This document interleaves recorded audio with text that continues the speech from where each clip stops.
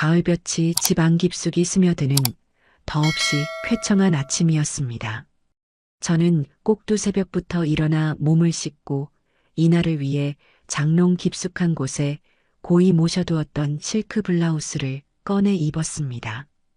오늘은 제 하나뿐인 손자 강우의 5번째 생일이었으니까요. 쭈글쭈글한 손으로 달력을 넘기며 이날을 손꼽아 기다리는 것은 늙은 할미에게 허락된 몇 안 되는 순수한 기쁨 중 하나였습니다. 제가 입은 블라우스는 백화점에서 파는 번쩍이는 기성품이 아니에요. 크림색 바탕에 잔잔한 들국화 무늬가 은은하게 스며든 제가 가진 비단 중 가장 아끼는 것으로 만든 옷입니다. 젊었을 적부터 옷을 짓고 원단을 만지고 사람의 몸에 가장 아름다운 선을 입히는 것이 제 인생의 전부였어요. 지금은 남대문 시장 한 구석 하경자라는 이름 대신 주인 할매로 불리는 작은 옷가게에서 소일거리 삼고 있지만 한때는 저를 찾는 당대 최고의 스타들로 의상실 문턱이 닳던 시절도 있었습니다. 블라우스 왼쪽 가슴에는 자개로 만든 작은 목련 브로치를 달았습니다. 이건 역시 제가 며칠 밤을 꼬박 세워 직접 깎고 광을 내어 만든 세상에 단 하나뿐인 물건이었죠. 몇 해 전 남편과 마지막으로 떠났던 남해 여행에서 함께 주었던 조개 껍데기였습니다. 남편은 떠났지만 그 조개 껍데기는 제 보석함 안에서 영롱한 빛을 잃지 않고 있었어요. 그것을 보며 남편을 추억하고 또 우리 강우의 앞날을 축복하는 마음으로 한 땀 한 땀 정성을 담았습니다.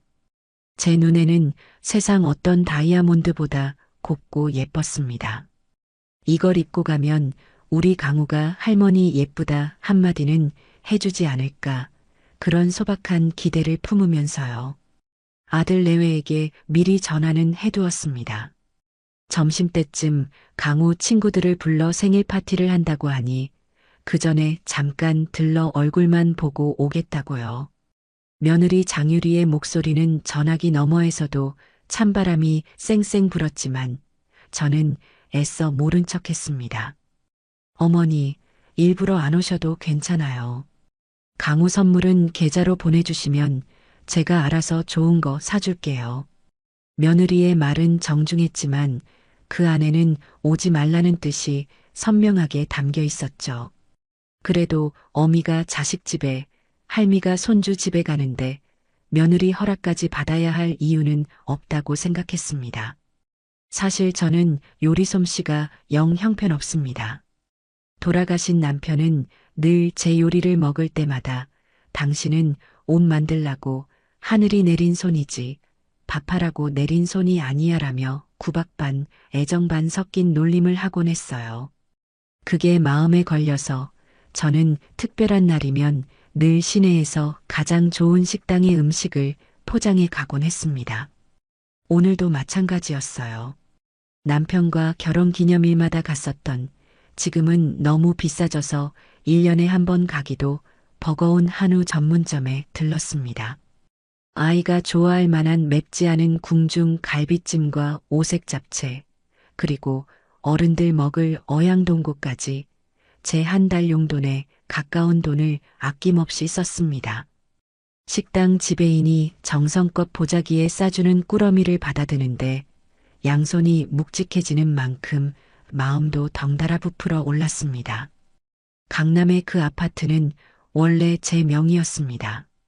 남편과 평생 시장에서 옷 장사를 하며 악착같이 모은 돈으로 장만한 집이었죠. 남편과 사별하고 나서 아들 민규가 결혼할 때 제 전 재산이나 다름없는 그 집을 부부의 공동 명의로 돌려주었습니다. 늙은 어미 혼자 넓은 집에 살아 무얼 하겠어요.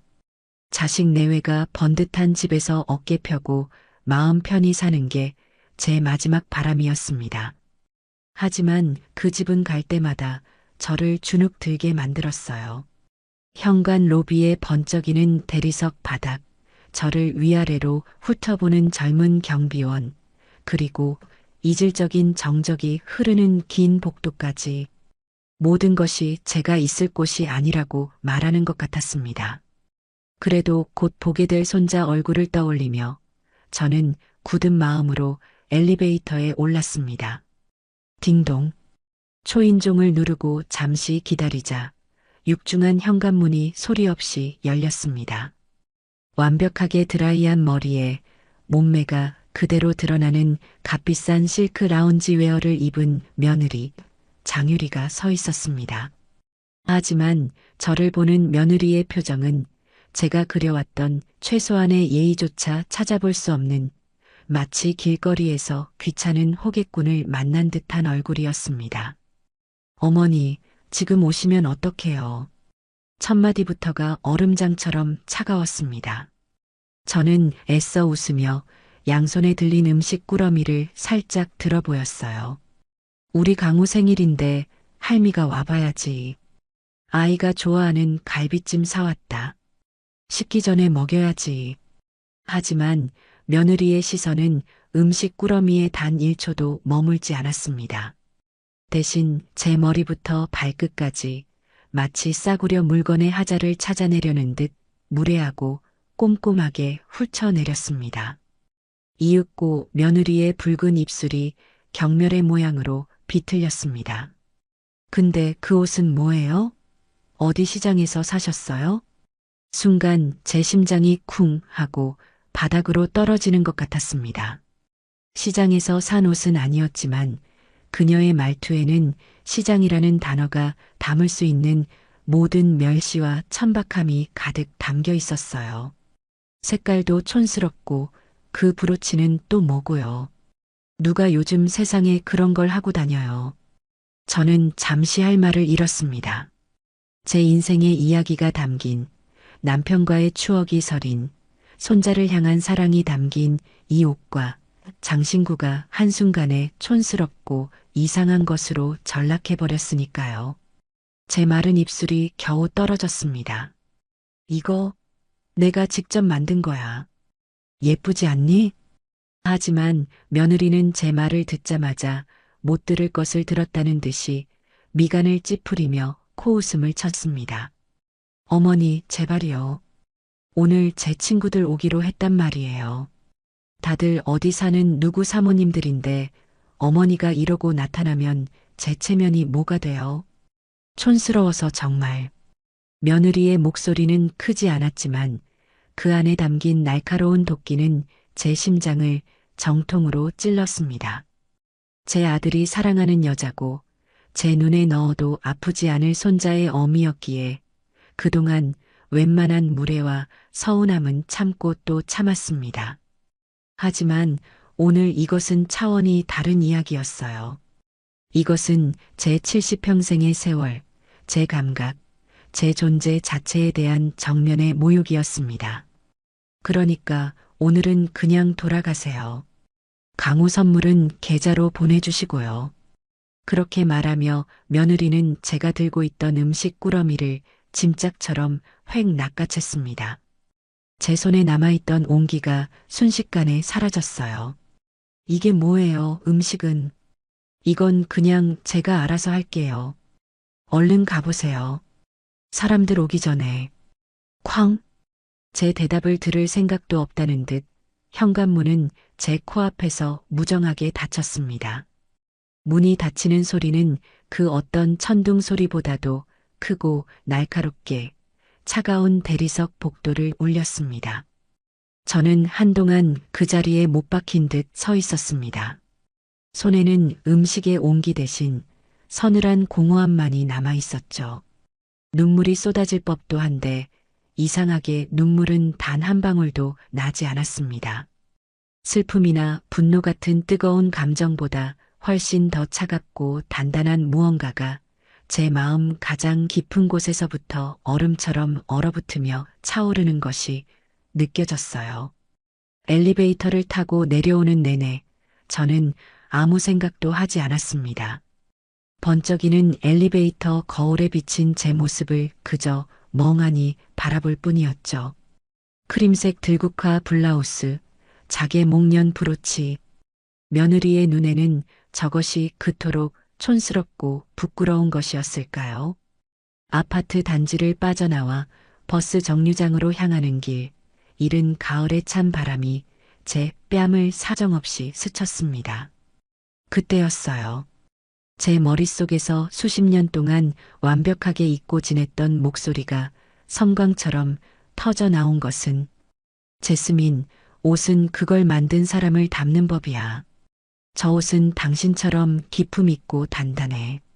1970년대 명동, 제 의상실을 찾았던 당대 최고의 여배우가 제게 해주었던 말이었습니다. 그때 제 이름은 하경자가 아닌 경성 제스민이었죠. 프랑스 유학파도 재벌 집딸도 아니었지만 아무도 감히 흉내낼 수 없는 감각과 실력으로 명동의 패션을 주름잡던 디자이너. 저는 그 이름을 결혼과 동시에 제 인생의 트렁크 가장 깊은 곳에 넣고 녹슨 자물쇠를 채워버렸습니다. 아내로, 어머니로, 그리고 할머니로 사는 동안 단 한 번도 그 트렁크가 그립다고 생각한 적이 없었어요. 그런데 오늘 며느리 장유리가 그 단단한 자물쇠를 자신의 무지와 오만함으로 박살내버린 겁니다. 제 인생의 가장 빛나던 자부심을, 제 예술의 심장을 건드린 것이죠. 버스 차창에 비친 제 눈이 서늘하게 빛나고 있었습니다. 상처받은 늙은 할머니의 눈이 아니었어요. 전성기 시절 마음에 들지 않는 원단을 단 일말의 망설임도 없이 잘라내던 디자이너의 눈빛이었습니다. 촌스럽다고? 저는 나지막이 하지만 누구보다도 선명하게 응조렸습니다. 그래, 어디 한번 보여주마. 진짜 멋이 뭔지, 촌스러운 게 과연 누구인지. 집으로 돌아온 저는 더 이상 슬픔에 잠겨 소파에 주저앉는 늙은이가 아니었습니다. 망설임 없는 걸음으로 집 안가장 깊숙한 곳, 창고로 향했어요. 그리고 그곳 가장 구석에 놓여 있던 제 키만한 낡은 트렁크에 손을 올렸습니다. 먼지가 뽀얗게 쌓여 있었지만 제 손길은 조금의 망설임도 없었습니다. 자물쇠는 세월의 흔적으로 녹슬어 있었지만 그 안의 시간은 조금도 녹슬지 않았을 겁니다. 제 인생의 가장 빛나는 순간, 제 모든 자부심과 영혼이 담겨 있는 판도라의 상자였죠. 저는 그 상자를 열기로 마음먹었습니다. 며느리의 경멸에 찬 시선이 잠자고 있던 전설을 깨운 것입니다. 집 안으로 들어서자마자 저는 현관에 주저앉을 틈도 없이 곧장 창고로 향했습니다. 등 뒤로 닫히는 현관문 소리가 마치 세상과의 단절을 고하는 신호탄처럼 육중하게 울렸어요.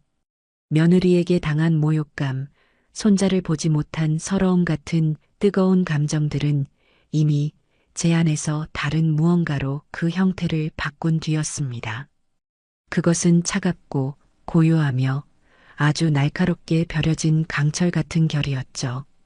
창고 문을 열자 수십 년의 세월이 압축된 듯한 퀴퀴한 먼지 냄새가 코를 찔렀습니다. 이곳은 제 인생에 빛나던 과거라는 이름으로 봉인해 두었던 공간이었어요. 선반 위에는 이제는 쓰지 않는 낡은 살림살이들이 먼지를 하얗게 뒤집어 쓴 채 깊은 잠에 빠져 있었습니다. 저는 그 모든 것을 지나쳐 창고 가장 깊숙한 곳으로 향했습니다. 그곳에는 제 키만한 검은색 가죽으로 견고하게 만들어진 낡은 트렁크가 있었습니다. 그것은 단순한 짐 가방이 아니었어요. 제 인생의 가장 화려했던 시절, 경성 제스민의 모든 것이 담겨 있는 일종의 시간이 담긴 궤였습니다. 트렁크 표면은 세월의 무게를 이기지 못해 곳곳이 마르고 갈라져 있었지만 그 형태만은 옛 명품 가방처럼 고고한 위엄을 잃지 않고 있었어요. 그 위를 손으로 쓸어내자 하얀 먼지가 구름처럼 피어올랐습니다. 콜록 마른 기침이 터져 나왔지만 저는 아랑곳하지 않았습니다. 트렁크를 단단히 잠그고 있는 노쇠 자물쇠는 검붉게 녹이 슬어 제 역할을 포기한 지 오래처럼 보였습니다. 열쇠는 이사를 거듭하는 동안 잃어버린 지 오래였죠. 저는 잠시 망설이다 창고 구석에 세워져 있던 낡은 망치를 집어들었습니다. 그리고는 녹슨 자물쇠의 이음새를 향해 한치의 망설임도 없이 내리쳤어요. 쨍! 둔탁하고 날카로운 쇳소리가 좁은 창고 안을 섬뜩하게 울렸습니다.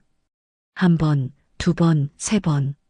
제가 망치를 내리칠 때마다 그것은 단순한 자물쇠를 부수는 행위가 아니었습니다. 평범한 아내, 고단한 어머니, 인자한 할머니라는 이름 아래 스스로를 가두었던 단단한 껍질을 부수는 의식처럼 느껴졌습니다. 마침내 탕 하는 마지막 파열음과 함께 자물쇠의 연결고리가 힘없이 끊어져 시멘트 바닥으로 떨어졌습니다. 저는 망치를 내려놓고 경건한 마음으로 트렁크의 뚜껑을 잡았습니다.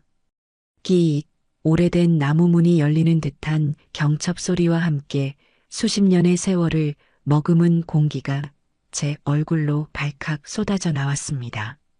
조약의 쌉쌀한 냄새와 오래된 종이의 향기, 그리고 최고급 원단들이 품고 있던 희미한 향기가 뒤섞여 제 코끝을 아련하게 간지렸어요.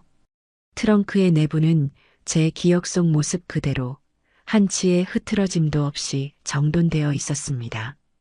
가장 위에는 곱게 접힌 하얀 비단 손수건이 놓여 있었고 그 아래로 제 손때가 묻은 물건들이 역사의 유물처럼 차곡차곡 쌓여 있었죠. 저는 가장 먼저 묵직한 물건 하나를 조심스럽게 꺼내 들었습니다. 짙은 갈색 가죽 케이스에 고이 담긴 독일제 제단 가위였습니다. 제 스승님께서 당신이 쓰시던 것을 물려주신 제게는 보물 1호나 다름없는 물건이었어요. 옷을 만드는 사람은 칼을 쓰는 무사와 같은 마음가짐을 가져야 한다. 이 가위가 옷감이 아닌 너의 나태와 교만을 베는 칼이 되기를 바란다. 스승님의 목소리가 귓가에 생생하게 울리는 듯 했습니다. 서걱, 서걱. 빈 허공을 향해 가위질을 하자 묵직한 강철이 부딪히는 소리가 제 멈춰있던 심장을 다시 뛰게 만들었어요. 이 가위 한 자루로 저는 세상의 모든 옷을 만들 수 있다고, 사람의 마음까지도 움직일 수 있다고 믿었던 시절이 있었습니다. 아내와 어머니의 삶을 위해 기꺼이 내려놓았던 제 무기이자 분신이었죠. 차갑고 묵직한 강철의 감촉이 제 손에 완벽하게 감기는 순간 저는 지난 수십 년간 잊고 살았던 제 본래의 모습을 비로소 되찾은 기분이었습니다. 가위 아래에서는 양장 재본된 낡은 스케치북들이 여러 권 나왔습니다. 한 장 한 장 넘길 때마다 잠들어 있던 저의 디자인들이 흑백의 연필 선 속에서 생생하게 살아 움직이는 것 같았어요. 시대를 너무 앞서갔다는 이유로 빛을 보지 못했던 비대칭 코트 디자인, 당대 최고의 배우가 연기했던 비련의 여주인공에게서 영감을 받아 단숨에 그려내렸던 드레스 스케치, 창덕궁 후원을 거닐다 기와의 곡선에 매료되어 만들었던 한복의 깃을 닮은 재킷 디자인까지. 그 모든 것들이 제게 말을 걸어왔습니다. 왜 우리를 버렸냐고, 왜 당신의 재능을 이 낡은 종이 속에 가둬두었냐고요. 저는 스케치북을 가슴에 품고 한동안 눈을 감았습니다. 미안함과 회한, 그리고 다시금 심장을 뜨겁게 만드는 열정이 뒤섞여 눈시울이 붉어졌습니다. 스케치북 더미 밑에는 작은 오동나무 상자가 있었습니다. 그 안에는 제가 디자인했던 옷들에 달았던 라벨이 비단 위에 얌전히 놓여 있었어요. 경성 제스민. 먼저 간 남편이 지어준 이름이었습니다. 처음 만났을 때 제게서 제스민 향기가 났다고, 그 향기처럼 은은하지만 사람의 마음을 끌어당기는 힘이 제게 있다고 말해주었죠. 금실로 한 땀 한 땀 수놓인 제 이름이 어둠 속에서도 선명하게 빛나고 있었습니다. 그리고 그 옆에는 빛바랜 흑백 사진 몇 장이 있었죠. 의상실 앞에서 당대 최고의 배우들과 어깨를 나란히 하고 환하게 웃고 있는 젊은 시절의 제 모습이었습니다. 사진 속의 저는 조금의 주눅듦도 없이 당당하고 자신감 넘치는 표정으로 세상의 중심에 서 있었습니다. 저는 그중 한 사진을 한참 동안 들여다보았습니다. 당대 최고의 인기를 누리던 한 여배우와 함께 찍은 사진이었죠. 그녀는 당시 이미지 변신에 실패하며 은퇴까지 고민하던 상황이었습니다. 저는 그녀를 위해 시상식 드레스를 만들었어요. 순수함의 상징이었던 그녀에게 저는 모두의 예상을 깨고 뱀의 비늘처럼 반짝이는 검은색 드레스를 입혔습니다. 모두가 미쳤다고 했지만 저는 그녀 안에 숨겨진 강인함과 욕망을 보았거든요. 그 드레스 한 벌로 그녀는 대중의 인식을 완전히 뒤바꾸고 화려하게 재기에 성공했습니다. 옷이란 그런 힘을 가진 물건입니다. 사람의 몸을 감싸는 것을 넘어 그 사람의 인생까지도 바꿀 수 있는 힘. 저는 그 힘을 다루는 사람이었습니다. 사진 속의 저 여자는 어디로 갔을까? 저 빛나던 열정과 자부심은 어느 세월의 풍파에 닳아 없어진 걸까? 아니, 없어지지 않았습니다. 마음 가장 깊은 곳에 잠들어 있었을 뿐. 바로 오늘 며느리 장유리가 그 모든 것을 다시 수면 위로 끄집어내 준 것이죠. 모욕감은 때로 가장 강력한 각성제가 되기도 하는 법입니다. 저는 트렁크 속에서 가장 아끼던 원단 몇 가지를 조심스럽게 꺼냈습니다. 벨벳처럼 부드럽고 깊은 광택이 흐르는 검은색 실크, 밤하늘의 은하수처럼 은은한 보석 가루가 박힌 이탈리아산 트위드, 그리고 빳빳하게 풀을 먹여 칼날처럼 서슬 퍼런 순백의 리넨까지 원단들을 제 뺨에 부비자 잊고 있던 세포 하나하나가 전율하듯 깨어나는 기분이었습니다. 저는 그 길로 거실로 나와 먼지가 쌓여있던 낡은 재봉틀을 꺼냈습니다. 남편이 죽고 나서는 한 번도 돌려보지 않았던 물건이었죠. 정성껏 기름칠을 하고 실을 깨었습니다. 드르륵, 드르륵. 수십 년 만에 듣는 재봉틀 소리는 조금도 녹슬지 않고 마치 심장 제세동기처럼 제 멈춰있던 삶에 활력을 불어넣으며 경쾌하게 거실을 울렸어요. 저는 그날 밤 밥도 먹지 않고 꼬박 밤을 새워 옷을 만들기 시작했습니다. 스케치도 디자인본도 필요 없었어요. 제 머릿속에 제 손끝에 모든 것이 완벽하게 살아있었으니까요. 가장 먼저 검은색 실크 원단을 재단상 위에 펼쳤습니다. 그 위에 초크로 선을 긋는 제 손길에는 한치의 망설임도 없었습니다. 스걱. 재단 가위가 원단 위를 미끄러져 나갈 때 저는 제가 옷감이 아닌 제 과거의 질긴 미련을 잘라내고 있음을 느꼈습니다. 바늘이 촘촘하게 옷감을 꿰맬 때마다 제 안의 상처와 회한이 조금씩 아무는 것 같았어요. 그것은 단순한 노동이 아닌 제 자신을 치유하고 단련하는 성스러운 의식이었습니다. 동이틀 무렵 마침내 한 벌의 옷이 완성되었습니다. 그것은 아주 단순한 형태의 검은색 원피스였습니다. 하지만 그 단순함 속에는 제 70년 인생의 모든 기술과 감각, 그리고 이야기가 녹아 있었죠. 인체의 곡선을 가장 아름답게 살려주는 완벽한 재단, 빛의 각도에 따라 미묘하게 색이 변하는 최고급 실크, 가리고 목선과 소매 끝에 제가 직접 은실로 수놓은 작은 제스민 꽃 장식까지 그 어떤 상표도 화려한 장식도 없었지만 옷 그 자체가 하나의 보석처럼 기품 있는 빛을 발하고 있었습니다. 저는 완성된 원피스를 낡은 마네킹에 입혀두고 한참을 바라보았습니다. 이것은 시작에 불과해요. 제 트렁크 안에는 아직 세상에 보여주지 못한 수백, 수천 개의 디자인이 잠들어 있습니다. 저는 그 모든 것을 깨울 생각입니다. 법으로 아파트를 되찾는 것은 너무 시시하고 재미없는 복수예요. 저는 제 능력, 제 스타일로 며느리가 그토록 자랑스러워하는 허영의 세계를 완벽하게 무너뜨릴 겁니다. 며느리에게 가장 큰 고통은 돈이나 집을 잃는 것이 아닐 테니까요. 자신이 그토록 촌스럽다고 무시했던 시어머니가 자신이 발 디디고 싶어 안다라는 세상의 꼭대기에 서 있는 모습을 보게 되는 것.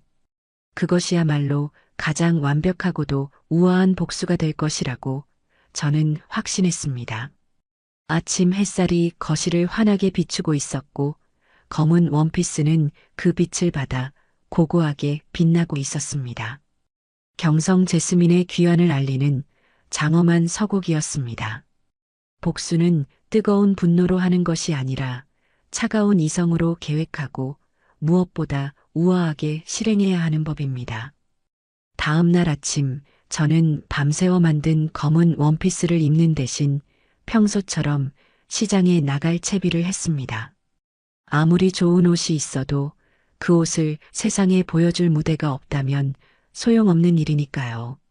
제 복수의 계획은 이미 머릿속에서 완벽하게 설계되었고 이제는 그 계획을 실행할 유능하고 젊은 조력자를 찾아야 했습니다.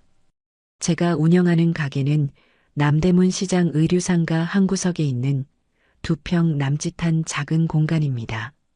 주 고객은 저처럼 나이가 지긋한 할머니들이나 유행은 지났지만 질 좋은 옷을 저렴하게 찾는 알뜰한 젊은 학생들이었죠. 저는 가게 문을 열고 물건을 정리하는 둥 마는 둥 하다가 가장 먼저 단골 과일 가게로 향했습니다. 제 목표는 탐스러운 샤인 머스켓이 아니라 그 가게의 손녀인 소미라는 아이였습니다. 소미는 미대를 휴학하고 할머니의 과일 가게 일을 돕고 있는 22살의 똘망똘망한 아가씨였습니다. 늘 귀에는 커다란 헤드폰을 끼고 다니며 자신만의 세상에 빠져 있는 듯 보였지만 그 아이의 옷차림은 평범한 시장 아가씨라고 하기엔 어딘가 독특한 구석이 있었죠. 낡은 구제 청바지에 직접 아크릴 물감으로 그림을 그려 입거나 전혀 어울릴 것 같지 않은 원색의 옷들을 과감하게 조합해서 자신만의 스타일을 만들어내는 아이였습니다. 어른들 눈에는 그저 요란해 보일 수도 있었지만 제 눈에는 달랐어요. 그 아이는 유행을 따르는 것이 아니라 유행을 창조하려는 용기와 감각을 가지고 있었습니다. 무엇보다 제가 눈여겨본 것은 그 아이의 눈이었어요. 소미는 사람을 볼 때나 물건을 볼 때 그저 겉모습만 보는 게 아니라 그 안에 담긴 이야기와 가치를 꿰뚫어 보는 듯한 깊고 총명한 눈을 가지고 있었습니다. 며칠 전에도 저는 그 아이의 비범함을 목격한 적이 있었어요. 한 손님이 구제옷 자판에서 산 낡은 재킷을 보여주며 싸게 잘 샀다고 자랑하자 다른 사람들은 모두 영혼 없이 고개를 끄덕였죠. 하지만 소미는 달랐습니다. 그 아이는 재킷을 유심히 살펴보더니 단추 하나를 가리키며 말했어요. 이 단추 그냥 플라스틱이 아니라 진짜 상아로 깎아 만든 거예요. 아마 옛날에 아주 비싼 옷이었을 거예요. 아이의 말에 재킷의 가치는 순식간에 달라졌습니다. 남들이 보지 못하는 가치를 알아보는 눈. 바로 그것이 제가 찾던 능력이었습니다. 소미 아가씨, 잠깐 나 좀 볼 수 있을까? 제가 말을 걸자 과일 상자를 나르던 소미는 헤드폰을 목에 걸며 동그란 눈으로 저를 바라보았습니다. 어머, 제스민 할머니, 무슨 일이세요? 가게에 예쁜 옷이라도 새로 들어왔어요? 아이들 사이에서 제 가게는 제스민 할머니네로 불렸습니다. 제가 늘 제스민 차를 끓여놓고 손님을 맞이했기 때문이죠. 저는 소미를 데리고 시장 구석, 쌍화차의 진한 계피 향이 흐르는 낡은 다방으로 향했습니다. 뜨거운 쌍화차를 앞에 두고 저는 주저없이 제 과거 이야기를 꺼내놓기 시작했어요. 제가 한때 옷으로 시대를 풍미했던 경성 제스민으로 불렸다는 사실, 그리고 바로 어제 며느리에게 당했던 치욕스럽고 모욕적인 이야기까지. 제 이야기가 길어질수록 소미의 눈은 점점 더 믿을 수 없다는 듯이 커졌고 나중에는 별처럼 반짝이기 시작했습니다. 모든 이야기를 마쳤을 때 소미는 마시던 쌍화차 잔을 탁 소리가 나게 내려놓으며 주먹을 불끈 쥐었습니다. 대박! 할머니, 완전 영화 같아요. 어떻게 그런 재능을 숨기고 사셨어요? 그래서 그 교양 없는 며느리한테 어떻게 복수하실 건데요? 제가 뭘 도우면 될까요? 저 싸움 잘해요. 아이의 당돌하고 시원시원한 반응이 제 마음에 쏙 들었습니다. 저는 제 계획을 털어놓았어요. 요즘 젊은이들이 한다는 그 그림 기록장이라는 것을 통해 경성 제스민을 부활시키고 싶다고요. 제 스타일과 제 옷을 세상에 보여주고 며느리의 코를 납작하게 만들어주고 싶다고 말입니다. 제 말을 들은 소미는 무릎을 탁 쳤습니다. 그거 진짜 좋은 생각이에요. 요즘 사람들은 비싼 명품 자랑하는 거 이제 식상해해요. 오히려 자기만의 이야기가 있는 진짜 스타일에 열광한다고요. 70대 멋쟁이 할머니라니 이건 무조건 대박이에요. 우리는 그 자리에서 바로 작전을 짜기 시작했습니다. 소미는 아주 영리하고 감각이 뛰어난 아이였어요. 기록장의 이름부터 사진의 분위기, 글을 쓰는 방식까지 아이의 머릿속에서는 아이디어가 샘솟듯 쏟아져 나왔습니다. 기록장의 이름은 경성 제스민 그대로 가기로 했어요. 그 이름이 가진 역사와 신비감이 오히려 젊은 세대에게 더 매력적으로 다가갈 것이라고 소미는 확신했습니다. 자, 그럼 첫 게시물부터 만들어 볼까요? 할머니, 어제 그 며느리가 촌스럽다고 했다는 옷, 지금 가지고 계세요? 소미의 말에 저는 고개를 끄덕였습니다. 우리는 그 길로 제 집으로 향했습니다. 집에 도착한 소미는 제 작은 옷방을 열어보더니 휘파람을 불었어요. 제 옷방에는 제가 수십 년간 직접 만들어 입었던 세월의 흔적이 묻어나는 옷들이 가득했으니까요. 와, 할머니. 여긴 그냥 옷방이 아니라 보물창고인데요. 이 옷들 전부 다 이야기가 있잖아요. 소미는 제가 며느리에게 촌스럽다는 말을 들었던 바로 그 들국화 블라우스를 꺼내 들었습니다. 그리고는 제게 이렇게 말했어요. 할머니, 복수의 시작은 바로 이 옷이 되어야 해요. 가장 큰 모욕을 받았던 그 옷으로 가장 멋진 모습을 보여주는 거예요. 상처를 약점으로 숨기는 게 아니라 당당하게 드러내서 무기로 만드는 거죠. 소미는 자신의 커다란 가방에서 온갖 소품들을 꺼내기 시작했습니다. 손때 묻은 낡은 가죽 벨트, 손으로 짠 듯한 책 넓은 모자, 그리고 할머니에게서 물려받았다던 빈티지한 디자인의 선글라스까지.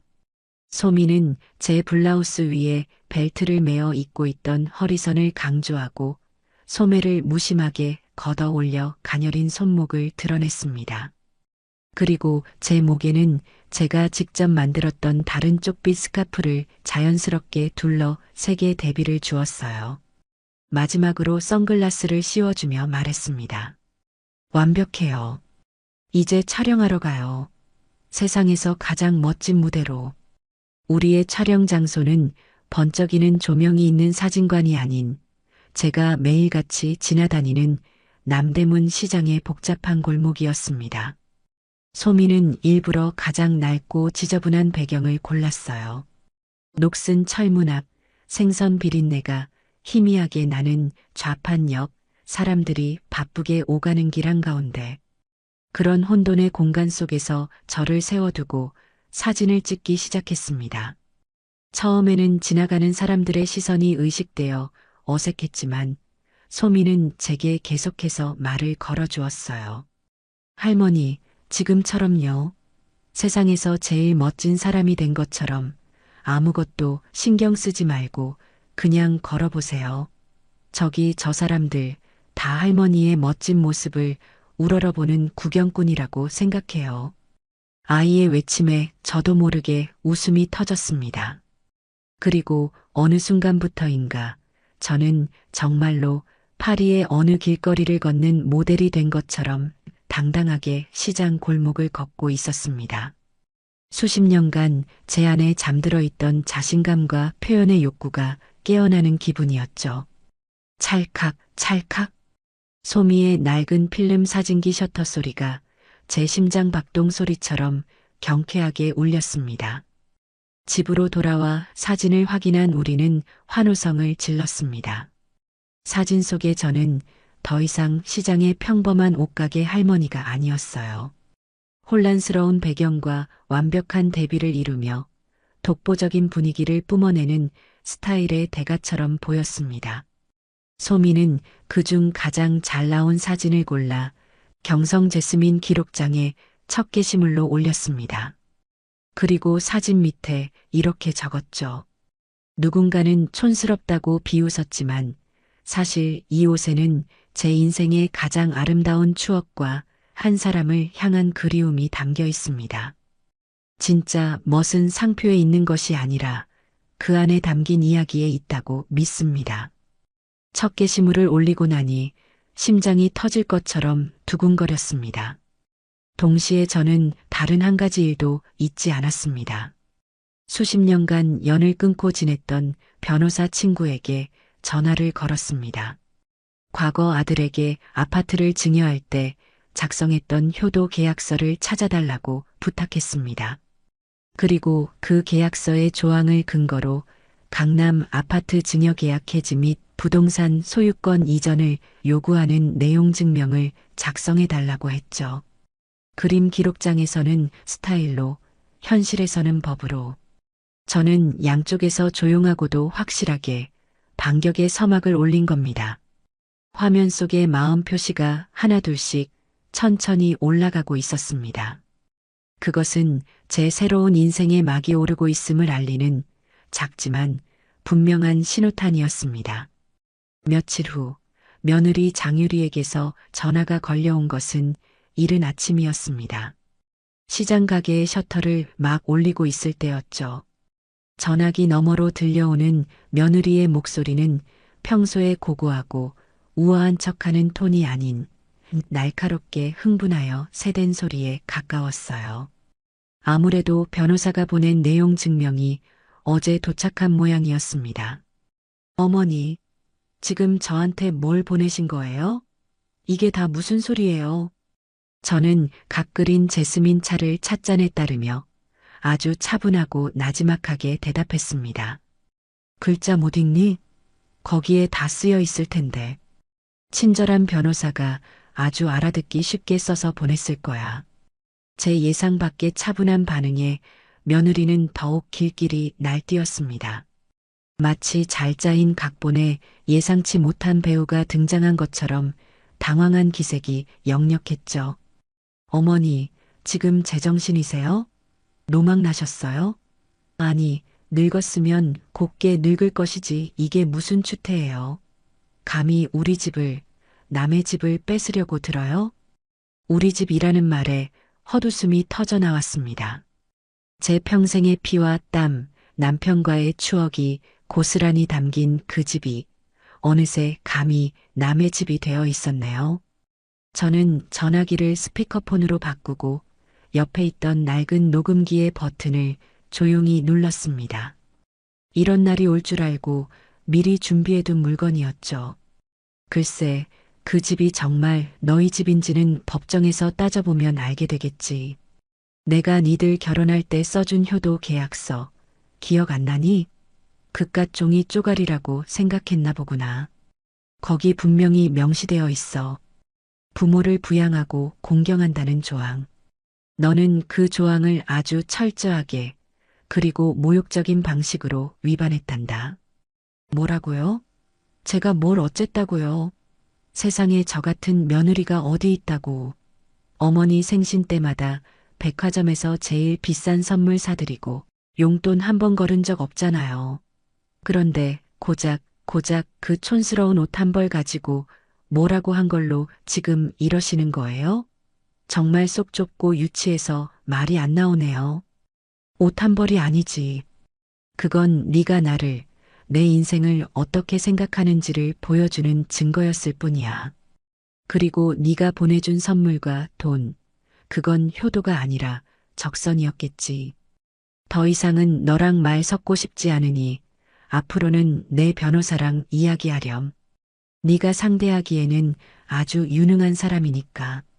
제가 그렇게 말하고 전화를 끊으려 하자 며느리가 다급하게 소리쳤습니다.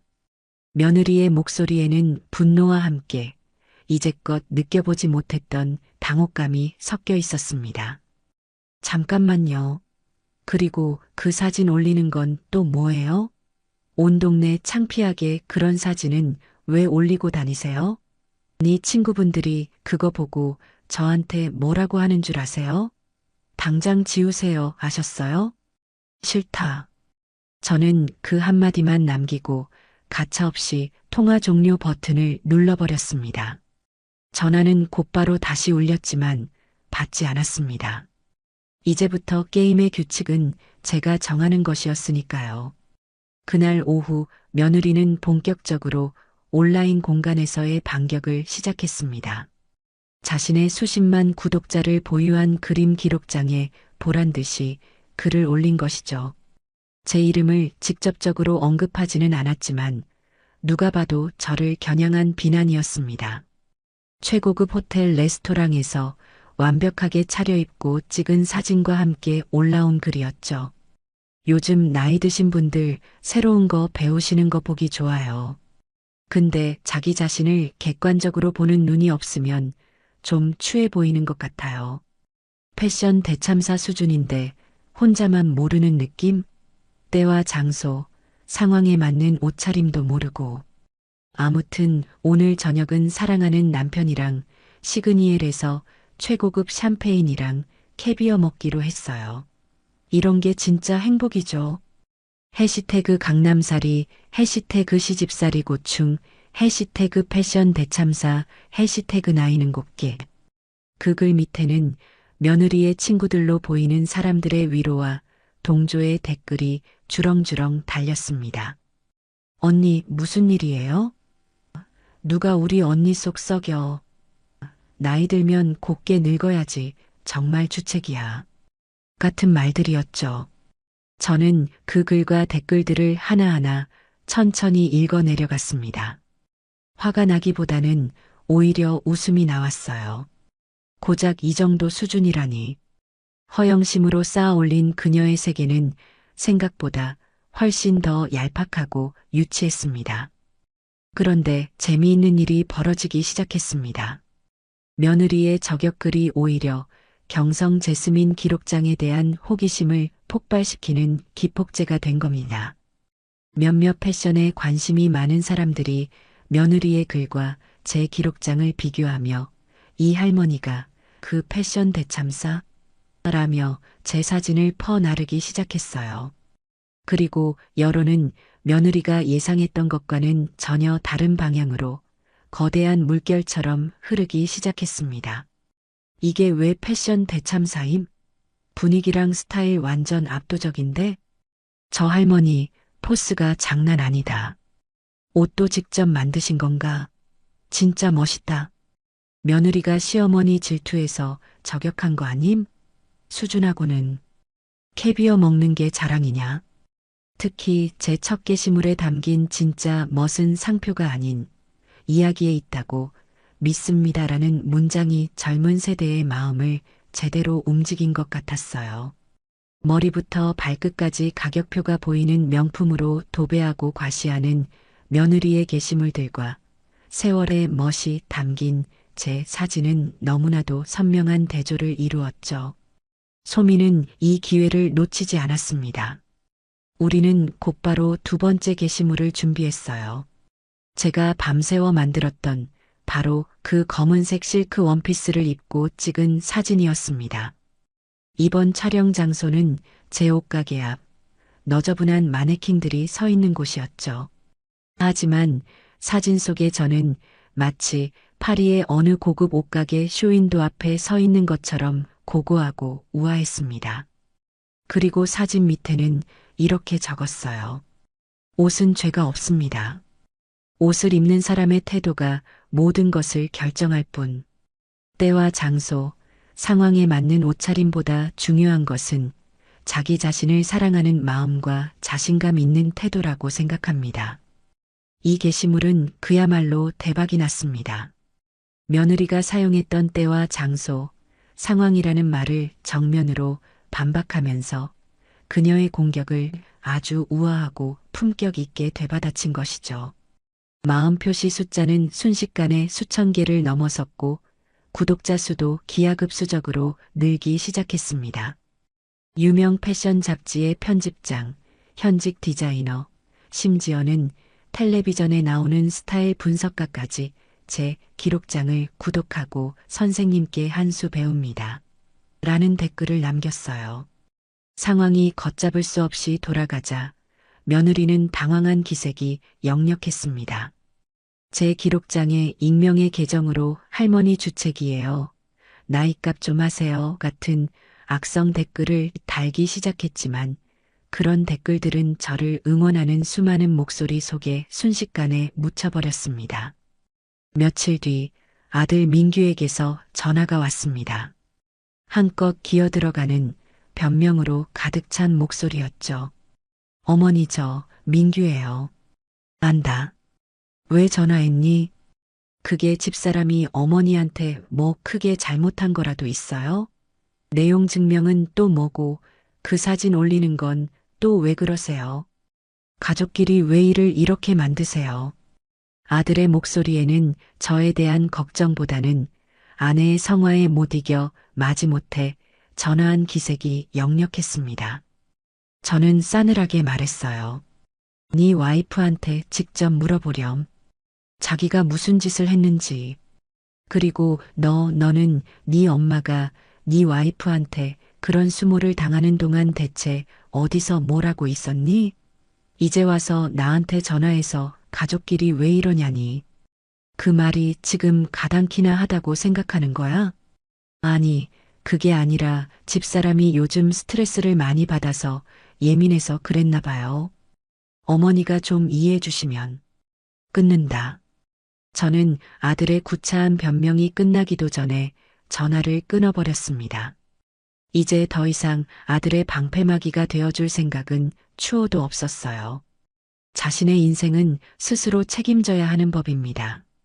전화기를 내려놓자 창밖으로 붉은 노을이 지고 있었습니다. 며느리가 시작한 조롱과 무시는 이제 그녀 자신을 향하는 거대한 파도가 되어 돌아가고 있었습니다.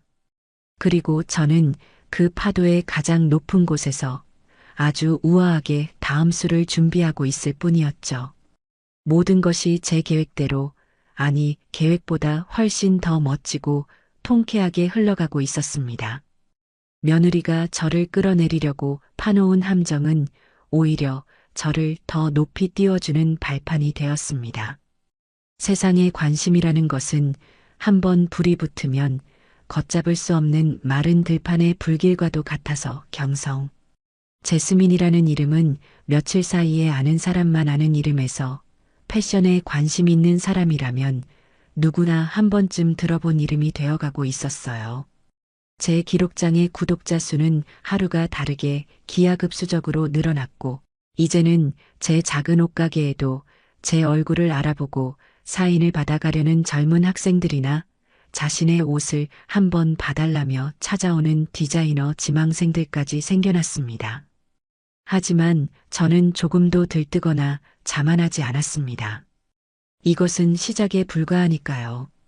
이제 겨우 식전빵이 식탁에 올랐을 뿐 제가 준비한 화려한 주요리는 아직 주방에서 조용히 그 모습을 드러낼 때를 기다리고 있었습니다. 어느 날 오후 소미가 평소보다 훨씬 더 흥분한 얼굴로 제 가게로 허둥지둥 뛰어들어왔습니다. 아이는 가쁜 숨을 몰아쉬며 제게 자신의 손전화기 화면을 불쑥 내밀었어요. 화면 속에는 며느리 장유리가 자신의 기록장에 올린 새로운 사진이 있었습니다. 사랑하는 남편이 사준 깜짝 선물이라는 설명과 함께 머리부터 발끝까지 누가 봐도 수백만 원은 좋게 넘어 보이는 프랑스의 유명 명품 브랜드 신상 옷을 입고 거울 앞에서 포즈를 취하고 있는 모습이었죠. 화려하다 못해 요란한 색상의 트위드 재킷과 전혀 어울리지 않는 뻣뻣한 인조 가죽 치마, 그리고 과시적으로 번쩍이는 금장 로고가 박힌 가방까지. 제 눈에는 그저 값비싼 옷들을 아무런 철학 없이 되는 대로 걸쳐 입은 마네킹처럼 보였습니다. 할머니, 이것 좀 보세요. 이 옷, 이번 계절 신상품인데 가격이 정말 어마어마해요. 댓글에는 다들 너무 예쁘다고, 역시 유리님은 뭘 입어도 명품이라고 난리인데, 솔직히 제 눈에는 옷이 사람을 완전히 잡아먹는 것 같지 않아요? 소미의 날카로운 지적에 저는 빙그레 웃으며 고개를 끄덕였습니다. 제 눈에도 그 옷은 며느리의 장점을 살려주기는커녕 오히려 그 애가 가진 단점만을 적나라하게 부각시키고 있었어요. 어정쩡한 재킷의 길이는 통통한 허리를 더욱 부해 보이게 만들었고, 요란한 색감은 며느리의 이목구비를 오히려 흐릿하고 평면적으로 만들었습니다. 전형적으로 옷에 붙은 명성에 사람이 짓눌린 경우였죠. 저 옷은 장유리가 입은 것이 아니라 장유리라는 사람이 저 옷에 걸려있는 형국이었습니다. 소미야. 네, 할머니. 저 옷과 똑같은 옷을 한번 만들어 보자꾸나. 제 말에 소미의 눈이 토끼처럼 휘둥그레졌습니다. 네, 저 비싼 명품 옷을요? 왜요? 우리가 그걸 어떻게 똑같이 만들어요? 똑같이 만들되 전혀 다른 옷을 만드는 거지. 사람들에게 똑똑히 보여주고 싶어서. 진짜 중요한 것이 옷에 붙은 가격표인지 아니면 그 옷을 만드는 사람의 정성과 입는 사람의 태도인지. 그리고 말이다. 저 옷은 지금 울고 있어. 자신을 제대로 이해해주지 못하는 주인을 만나서 고통받고 있는 거야. 내가 저 옷을 구원해 주어야지. 제 계획은 명확했습니다. 며느리가 입은 저 비싼 옷을 저는 훨씬 더 저렴한 비용으로, 하지만 훨씬 더 완벽하게 만들어낼 생각이었습니다. 며느리의 가장 큰 무기이자 유일한 자부심인 돈을 저의 가장 큰 무기인 실력으로 정면에서 꺾어버리고 싶었어요. 돈으로 산 스타일이 얼마나 허무하고 볼품없는 것인지를 만천하에 증명해 보이고 싶었습니다. 다음 날 저는 소미와 함께 동대문 원단 시장으로 향했습니다. 결혼하고 아이를 낳은 뒤로는 거의 와본 적이 없는 곳이었지만 수십 년 만에 다시 찾은 동대문은 여전히 밤낮 없이 활기차고 역동적인 에너지로 가득했습니다. 수많은 원단 가게들이 미로처럼 얽혀있는 골목을 저는 마치 제 집 안방처럼 익숙하게 헤치고 나갔습니다. 소미는 그런 제 모습을 신기한 듯이 졸졸 따라왔죠. 할머니, 여기 와보신 적 있으세요? 길을 어떻게 이렇게 잘 아세요? 그럼 마가. 내가 젊었을 적에는 여기가 내 놀이터이자 전쟁터였단다. 좋은 원단을 차지하려고 가게 주인들과 밤새워 씨름하고 때로는 다른 디자이너들과 머리채를 잡고 싸우기도 했던 곳이지. 저는 수많은 원단 가게들 사이를 그저 스쳐 지나가며 제 손끝의 감각에만 의지해 원단을 느꼈습니다. 며느리가 입은 옷의 소재는 기성복에서 흔히 쓰는 뻣뻣하고 무거운 평범한 트위드였어요. 겉보기만 화려할 뿐 입는 사람의 몸을 전혀 고려하지 않은 원단이었죠. 하지만 저는 그보다 훨씬 더 고급스러운 실크와 양모가 섞여 은은한 광택이 흐르면서도 공기처럼 가벼운 원단을 한 가게의 구석에서 찾아냈습니다.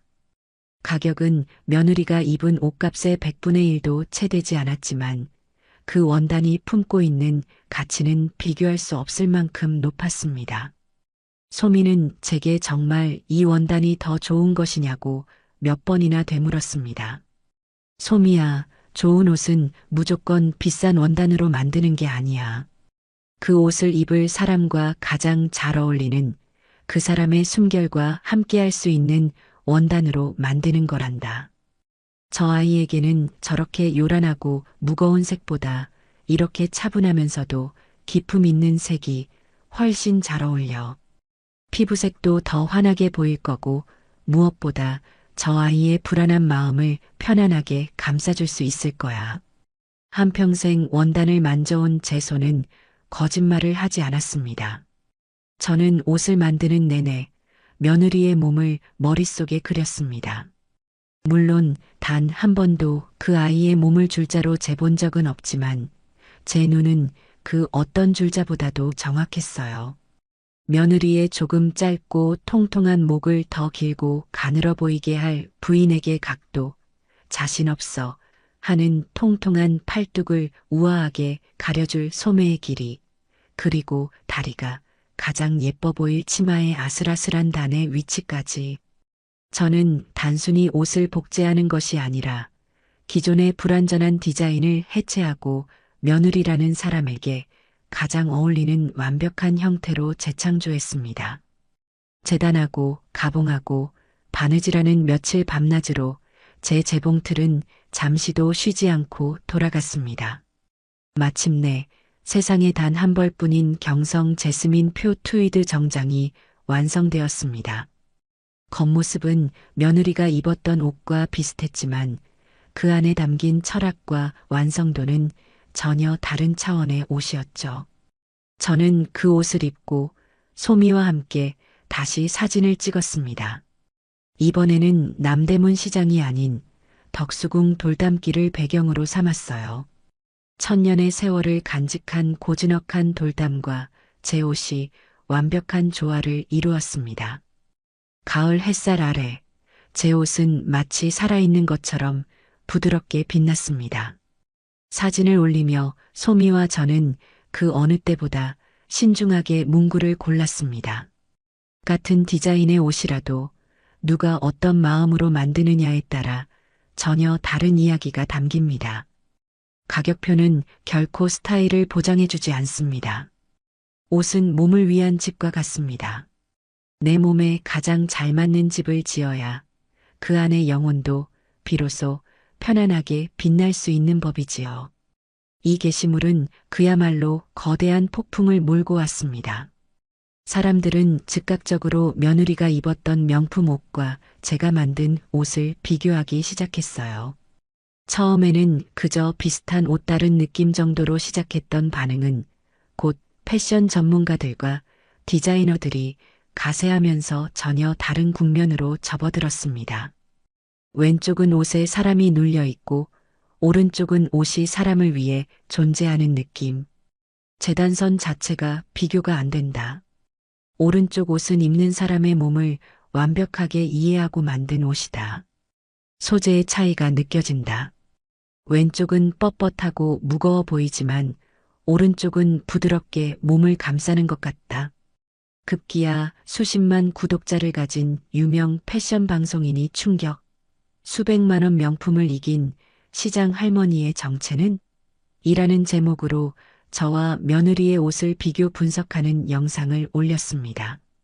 그 영상에서 그는 제 옷의 완벽한 재단과 소재 선택, 그리고 옷에 담긴 철학을 극찬하며 제가 평범한 옷가게 주인이 아닐 것이라고 추측했습니다. 그 영상은 하루 만에 조회수 100만 회를 넘겼고 경성 제스민은 순식간에 패션계를 넘어 대중적인 화제의 중심에 서게 되었습니다. 의상 제작과 옷을 고쳐달라는 문의가 쇄도하기 시작했고 제 작은 가게 앞은 저를 보려는 사람들로 연일북새통을 이루었습니다. 며느리가 쏘아 올린 명품이라는 화살은 부메랑이 되어 그녀 자신의 심장을 정확하게 겨누고 있었습니다. 패션 방송인의 영상은 단순한 유행을 넘어 하나의 사회적 현상으로 번져나갔습니다. 사람들은 진정한 명품이란 무엇인가에 대해 이야기하기 시작했고 그 중심에는 늘 경성 제스민이라는 제 이름이 있었죠. 상황이 이렇게 되자 패션계가 저를 가만히 둘 리가 없었습니다. 각종 잡지사에서 인터뷰 요청이 쇄도했고 방송국에서도 출연 섭외 전화가 빗발쳤지만 저는 모두 정중히 거절했습니다. 제가 원하는 것은 시끄러운 유명세가 아니었으니까요. 저는 그저 제자리에서 제 방식대로 조용히 다음 단계를 준비하고 있었습니다. 그러던 어느 날 제 가게로 커다란 꽃바구니와 함께 편지 한 통이 배달되었습니다.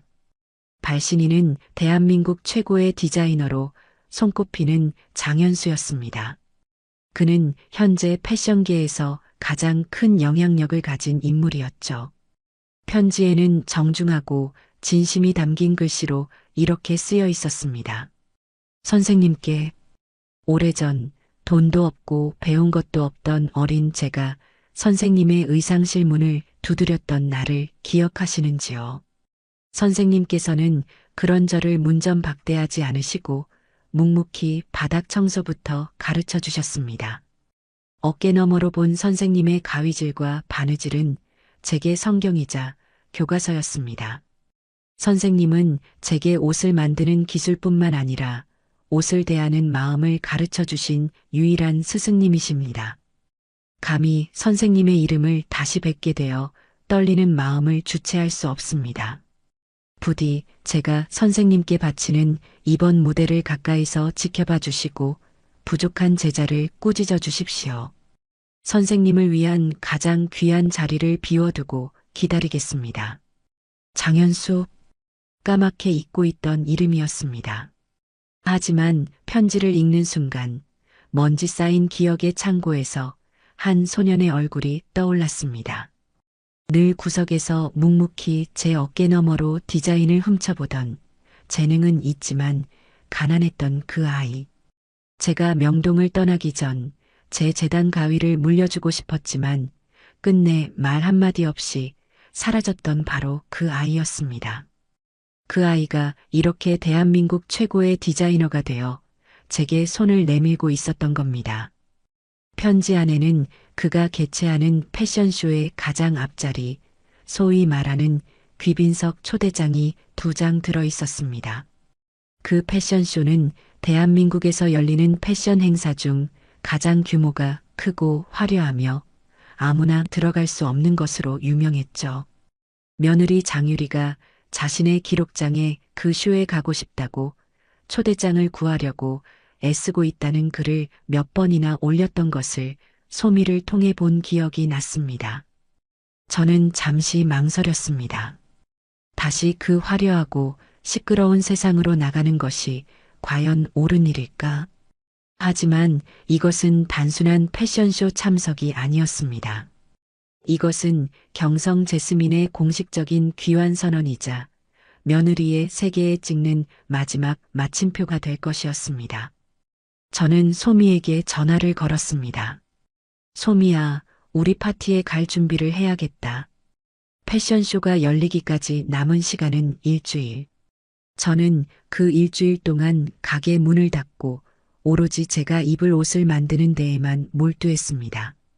제자들이 바치는 무대에 스승이 아무 옷이나 입고 갈 수는 없는 노릇이니까요. 이번에 제가 선택한 원단은 트렁크 가장 깊숙한 곳에 잠들어 있던 짙은 남색의 벨벳이었습니다. 단순한 벨벳이 아니라 빛의 각도에 따라 밤하늘의 별처럼 은은하게 반짝이는 세상 어디에서도 다시 구할 수 없는 귀한 원단이었죠. 저는 그 옷에 제 인생을 담기로 했습니다.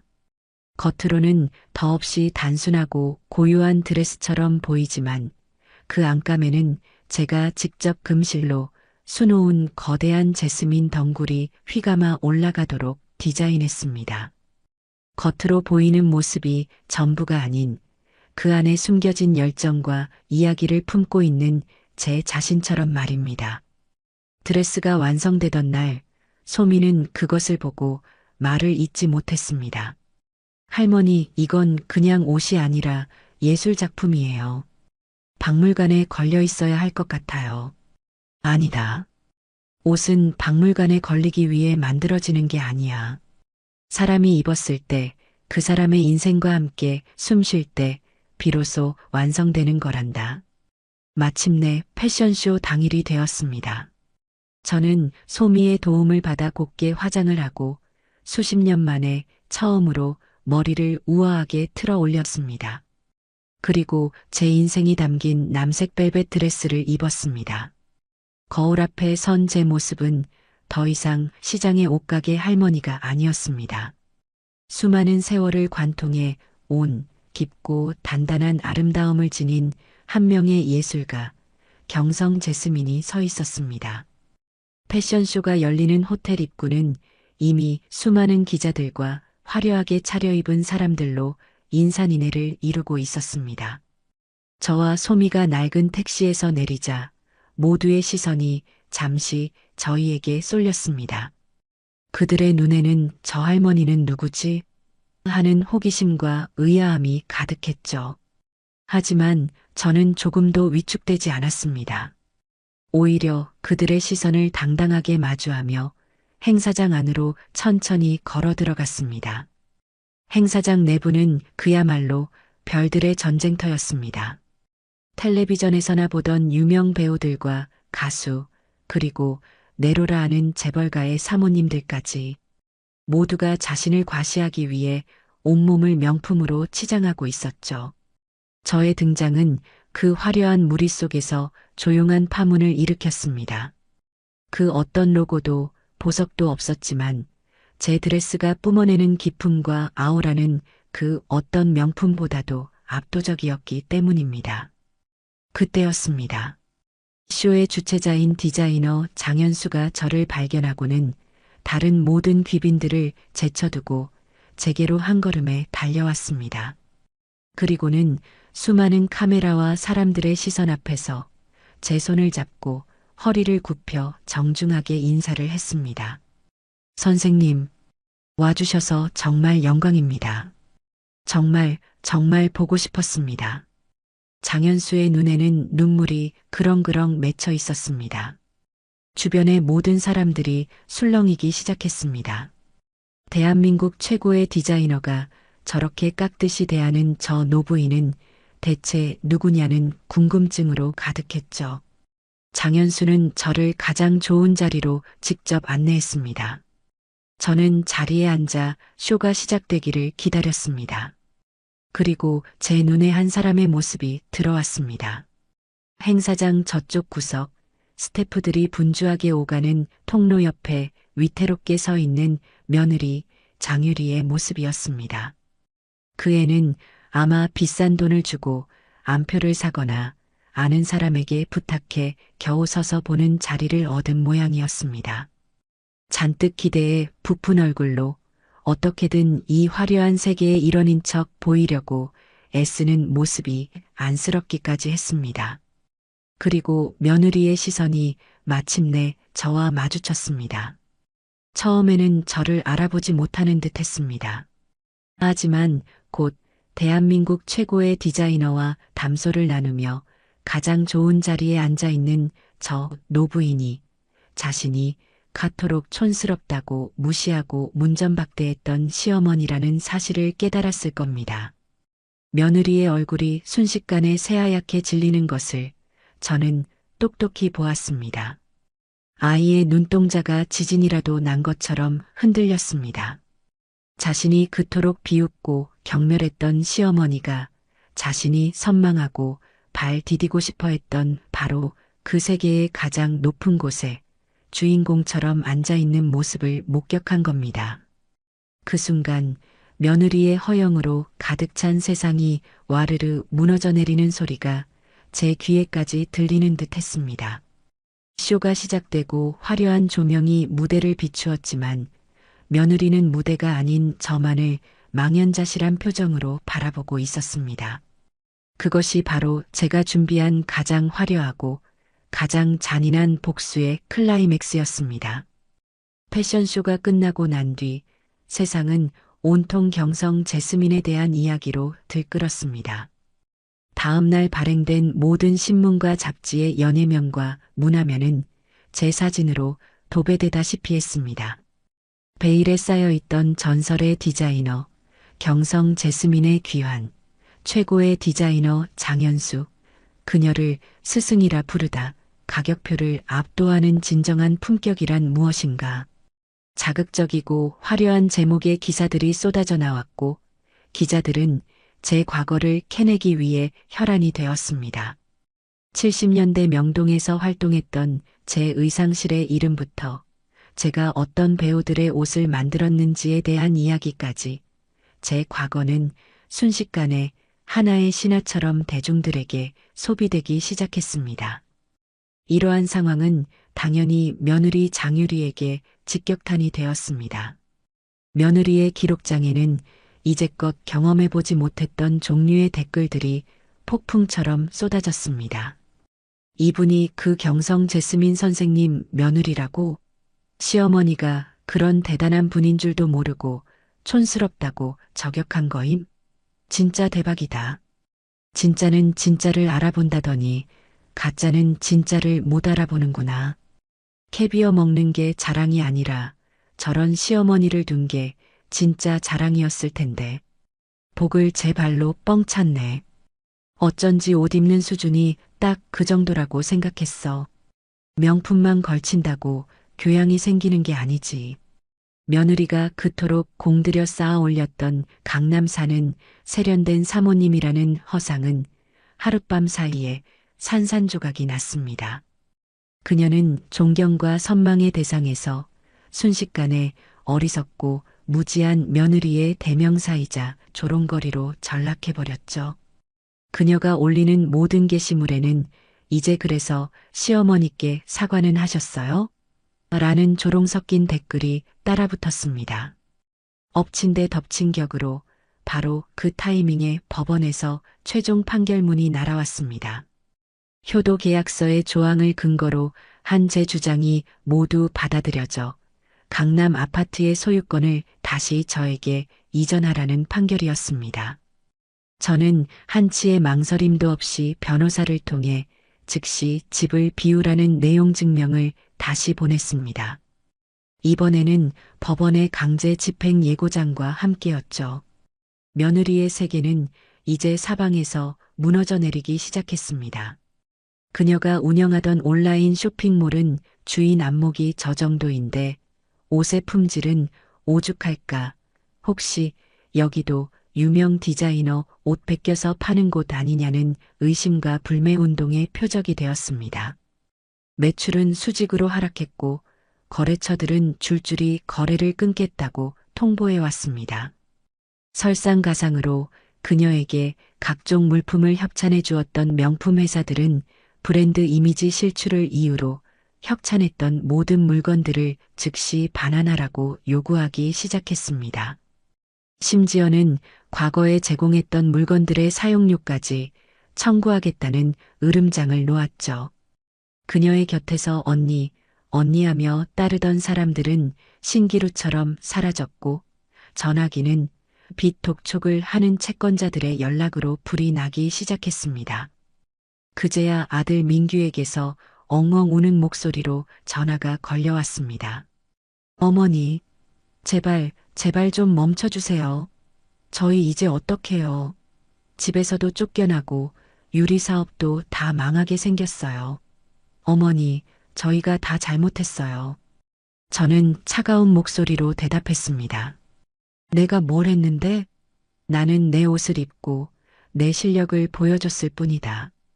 니들 인생이 망가지고 있는 건 내가 무언가를 해서가 아니라 너희들이 그동안 쌓아온 거짓과 허영의 대가를 치르고 있는 것뿐이야.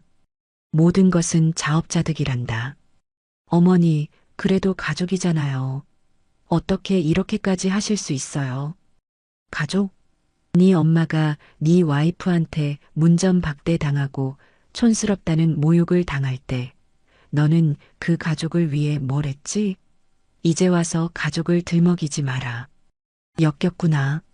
저는 그 말을 마지막으로 아들의 전화를 끊고 번호를 차단해 버렸습니다. 동정심은 사치였고 더 이상의 용서는 그들에게 독이 될 뿐이었습니다. 며칠 뒤 며느리는 마지막 발악을 했습니다. 자신의 기록장에 눈물로 범벅이 된 얼굴 사진과 함께 장문의 글을 올린 것이죠.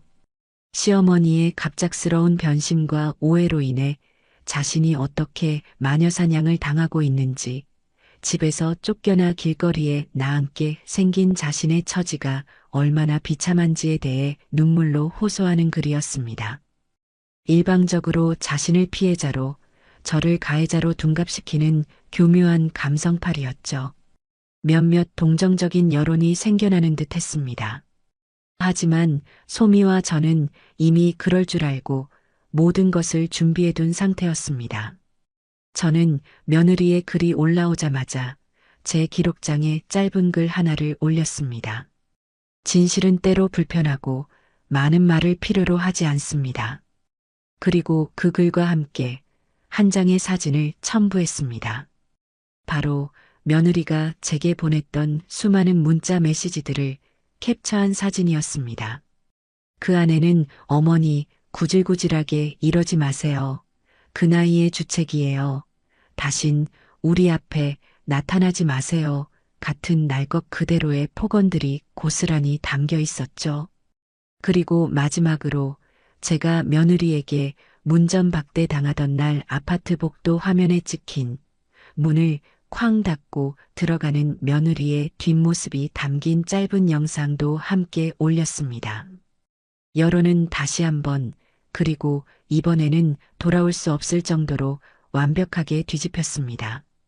며느리의 마지막 발악은 오히려 그녀의 거짓말을 만천하에 증명하는 결정적인 증거가 되어버렸습니다. 그녀의 기록장은 폐쇄되었고 그녀와 관련된 모든 기사에는 비난의 댓글만이 가득했습니다. 허영으로 쌓아 올린 모래성은 마침내 흔적도 없이 파도에 휩쓸려 사라져버린 것입니다. 저는 그 모든 과정을 조용히 그리고 차갑게 지켜볼 뿐이었습니다. 이것은 복수가 아니었습니다. 그저 모든 것을 제자리로 되돌려 놓는 길고 길었던 정상화의 과정일 뿐이었습니다. 며느리의 마지막 발악이었던 거짓 눈물과 호소문이 제가 제시한 반박할 수 없는 증거 앞에 힘없이 쓰러진 그날 이후 모든 것은 정해진 수순대로 흘러갔습니다. 며느리가 쌓아 올린 허영의 성은 기반부터 썩어 있었기에 무너지는 것은 한순간이었습니다. 법원에서 발부한 강제 집행영장이 도착하자 그들이 살던 집 앞은 구경꾼들과 빚쟁이들로 작은 소란이 일었습니다. 저는 멀리 떨어진 찻집 창가에 앉아 그 모든 광경을 묵묵히 지켜보았습니다. 승자의 희열 같은 감정은 조금도 들지 않았어요.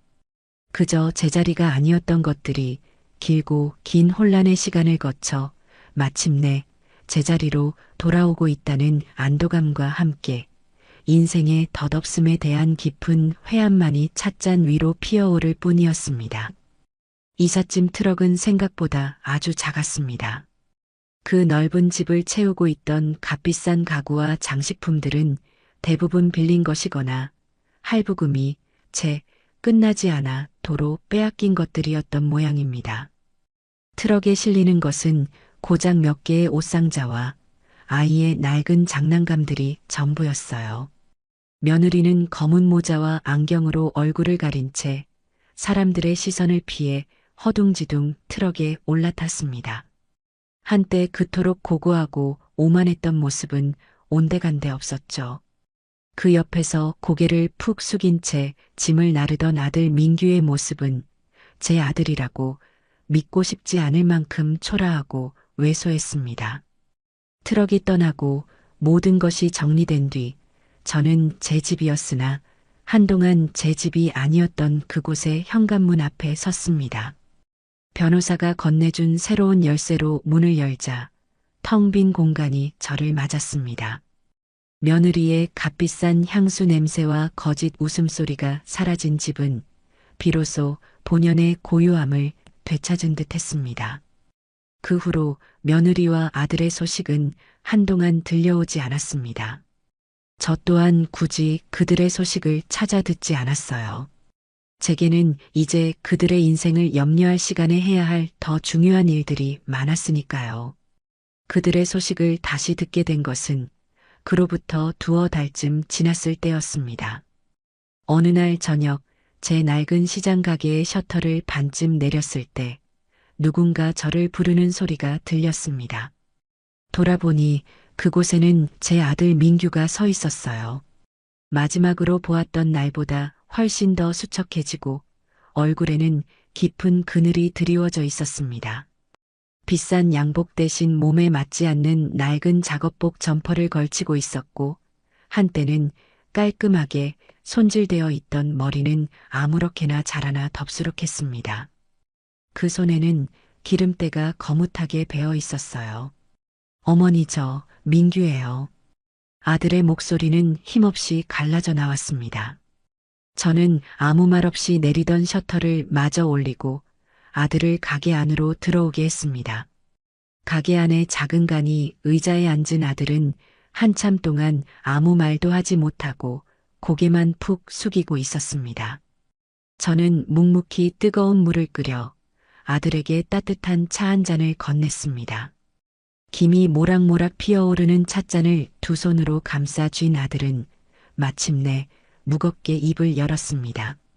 그동안 있었던 이야기들이었습니다. 집에서 쫓겨난 뒤 그들은 작은 월세방을 얻어 잠시 함께 지냈다고 합니다.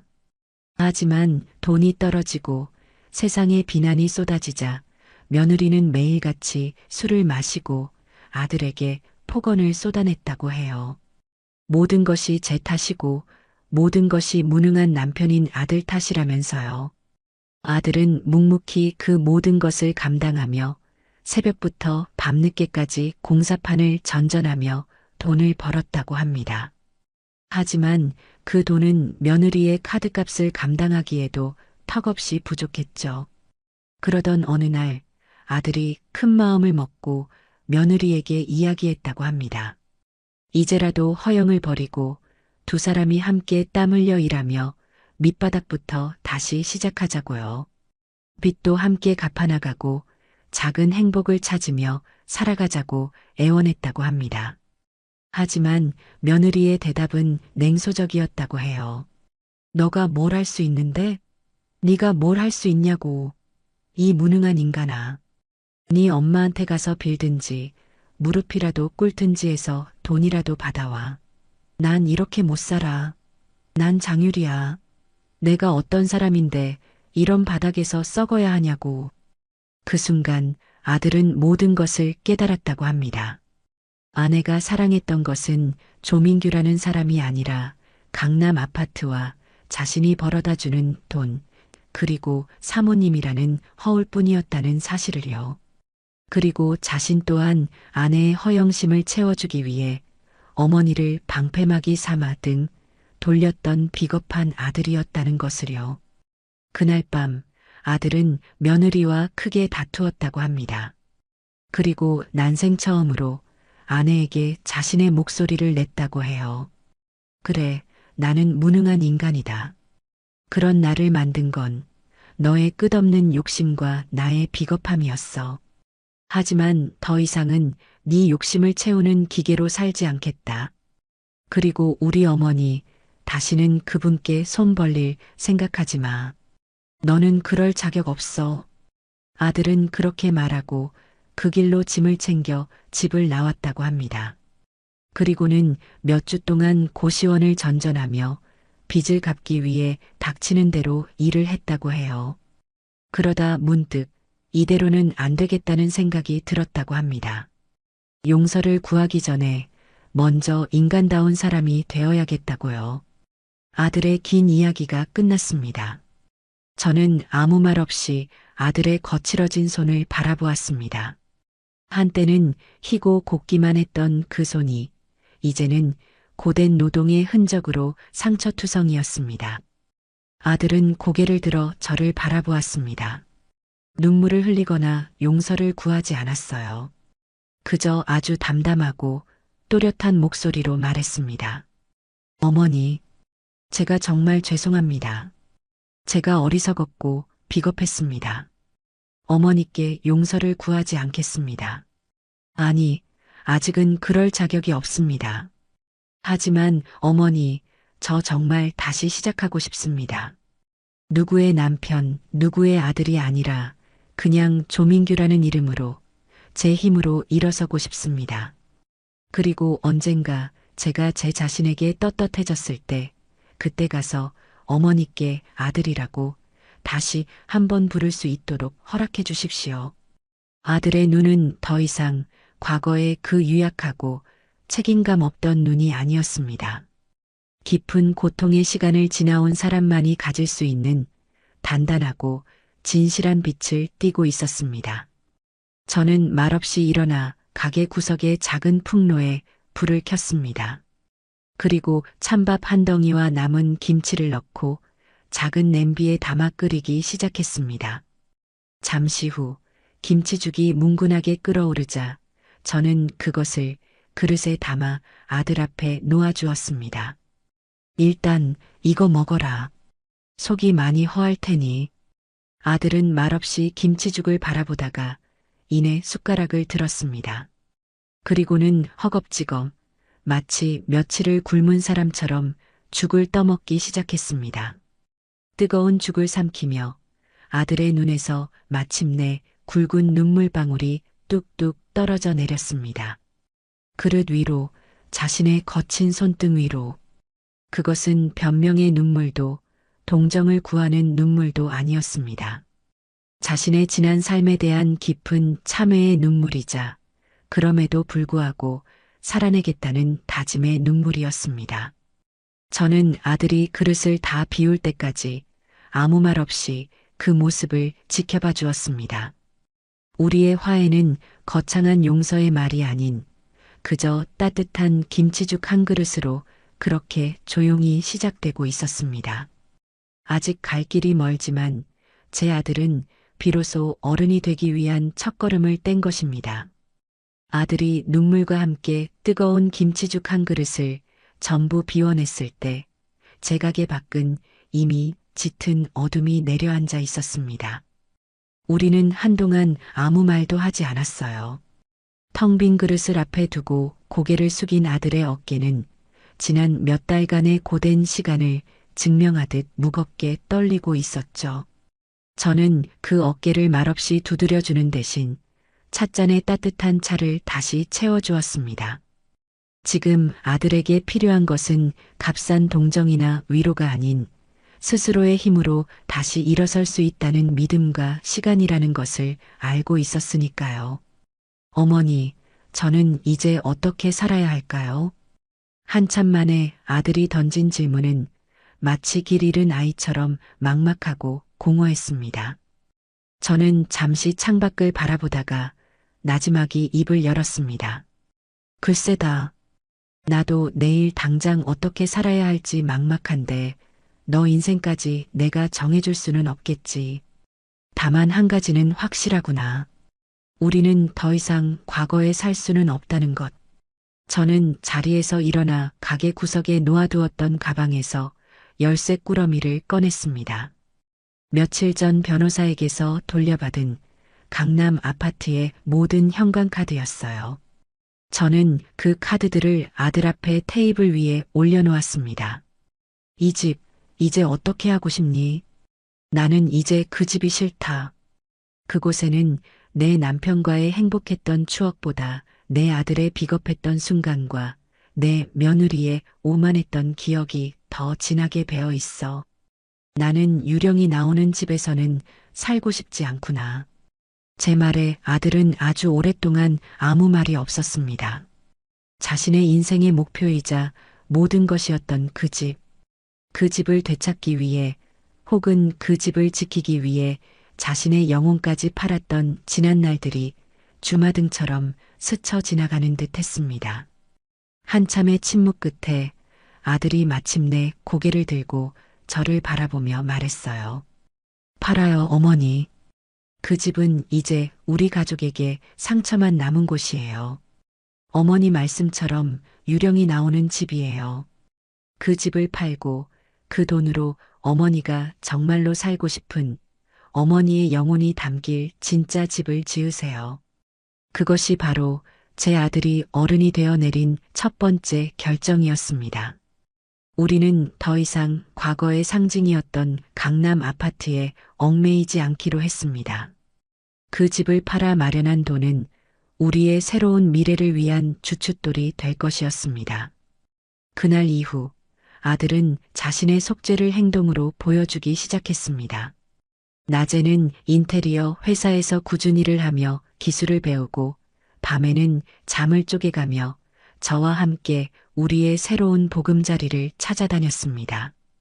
우리가 선택한 곳은 화려한 도심이 아닌 오래된 골목과 낮은 집들이 정겹게 어우러진 경기도 외곽의 한적한 주택가였습니다. 그곳에는 수십 년은 좋게 넘어 보이는 붉은 벽돌로 지어진 낡은 2층 집 한 채가 오랫동안 주인을 찾지 못한 채 웅크리고 있었어요. 담쟁이 덩굴이 건물을 온통 뒤덮고 있었고 마당에는 사람 키만한 잡초가 무성했지만 저는 그 집이 가진 가능성을 한눈에 알아보았습니다.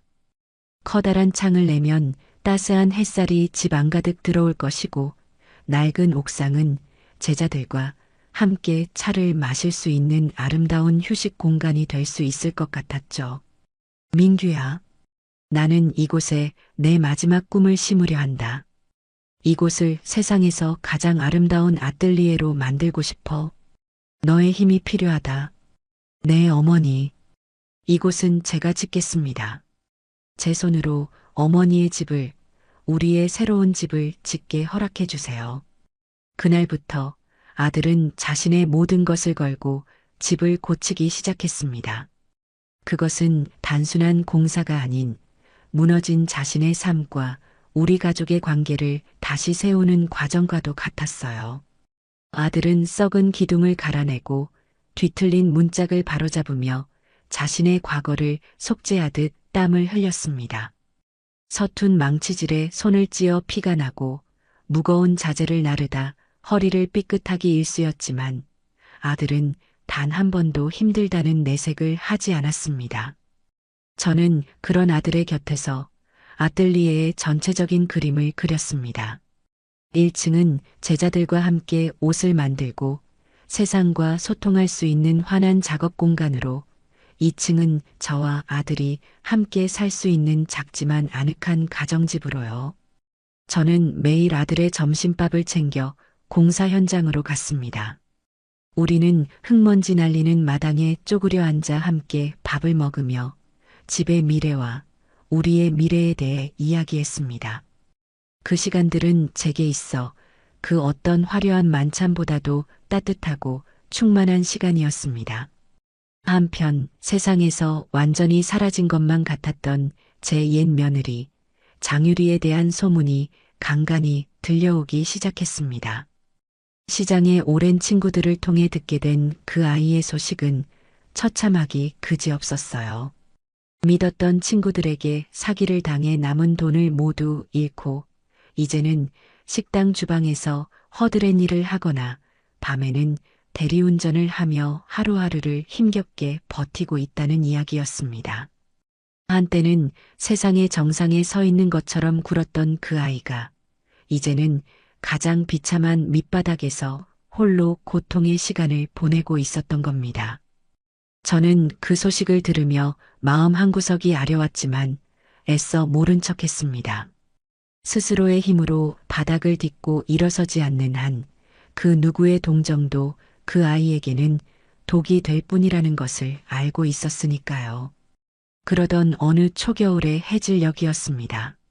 하루의 작업을 마치고 아들과 함께 흙먼지를 털며 집을 나서는데 공사장 맞은편 골목 어귀에 누군가 우두커니 서 있는 것이 보였어요. 낡고 해진 외투로 온몸을 감싸고 있었지만 저는 한눈에 그 뒷모습이 누구의 것인지 알 수 있었습니다. 장유리였습니다. 그 아이는 우리에게 다가오지 않고 그저 멀찌감치 서서 우리가 함께 일하고 함께 집으로 돌아가는 모습을 아주 오랫동안 그림자처럼 지켜보고만 있었습니다. 그 모습이 하루, 이틀, 그리고 사흘째 계속되었습니다. 나흘째 되던 날 저는 일부러 아들을 먼저 집으로 보냈습니다. 그리고는 혼자 남아 어둠이 내려앉은 공사장에 조용히 앉아 그 아이를 기다렸습니다. 역시나 그 아이는 오늘도 같은 자리에 나타나 말없이 뼈대만 남은 집을 바라보고 있었어요. 저는 자리에서 일어나 그 아이에게로 천천히 걸어갔습니다. 제 발소리에 놀란 그 아이가 흠칫하며 몸을 돌리려 할 때 제가 먼저 입을 열었습니다. 그만 숨어보고 할 말이 있으면 하거라. 제 말에 그 아이는 고개를 푹 숙인 채 아무 말도 하지 못했습니다. 한때는 그토록 당당하고 뻔뻔했던 얼굴은 온데간데없고 짙은 그늘과 수치심만이 가득했어요. 무슨 할 말이 있어서 매일 여기 오는 것이냐? 돈이 필요하면. 아니요. 그런 거 아니에요. 제 말이 채 끝나기도 전에 그 아이가 다급하게 소리쳤습니다. 그리고는 아주 오랫동안 입술을 달싹이다 마침내 모기만 한 목소리로 말했어요. 함께 집을 다시 일으켜 세우시는 모습이 그냥 보고 싶어서요. 제가 부숴버린 것들을 다시 쌓아 올리시는 모습이 너무 부럽고 또 너무 죄송해서요. 그 아이의 눈에서 뜨거운 눈물이 툭 하고 얼어붙은 땅 위로 떨어졌습니다. 그 눈물 속에서 저는 비로소 진짜 반성과 후회를 보았습니다. 그 순간 제 마음속에 남아있던 마지막 미움의 찌꺼기가 그 눈물과 함께 조용히 녹아내리는 것을 느꼈습니다. 저는 그 아이의 차가운 손을 잡았습니다. 놀랄 만큼 야위고 온통 상처투성이인 손이었습니다. 내일 아침 장갑 끼고 다시 오너라. 아직 치워야 할 폐자재가 산더미처럼 쌓여 있다. 그것이 제가 그 아이에게 건넨 아주 긴 화해의 첫마디였습니다. 다음 날 새벽 동이 트기도 전에 그 아이는 정말로 공사 현장에 나타났습니다. 제 말대로 두꺼운 목장갑을 끼고서요. 그날부터 우리의 기묘한 동거가 시작되었습니다. 그 아이는 단 한마디의 변명이나 부탁도 하지 않았어요. 그저 가장 먼저 현장에 나와 가장 늦게까지 남아 가장 힘들고 굳은 일들을 묵묵히 해냈습니다.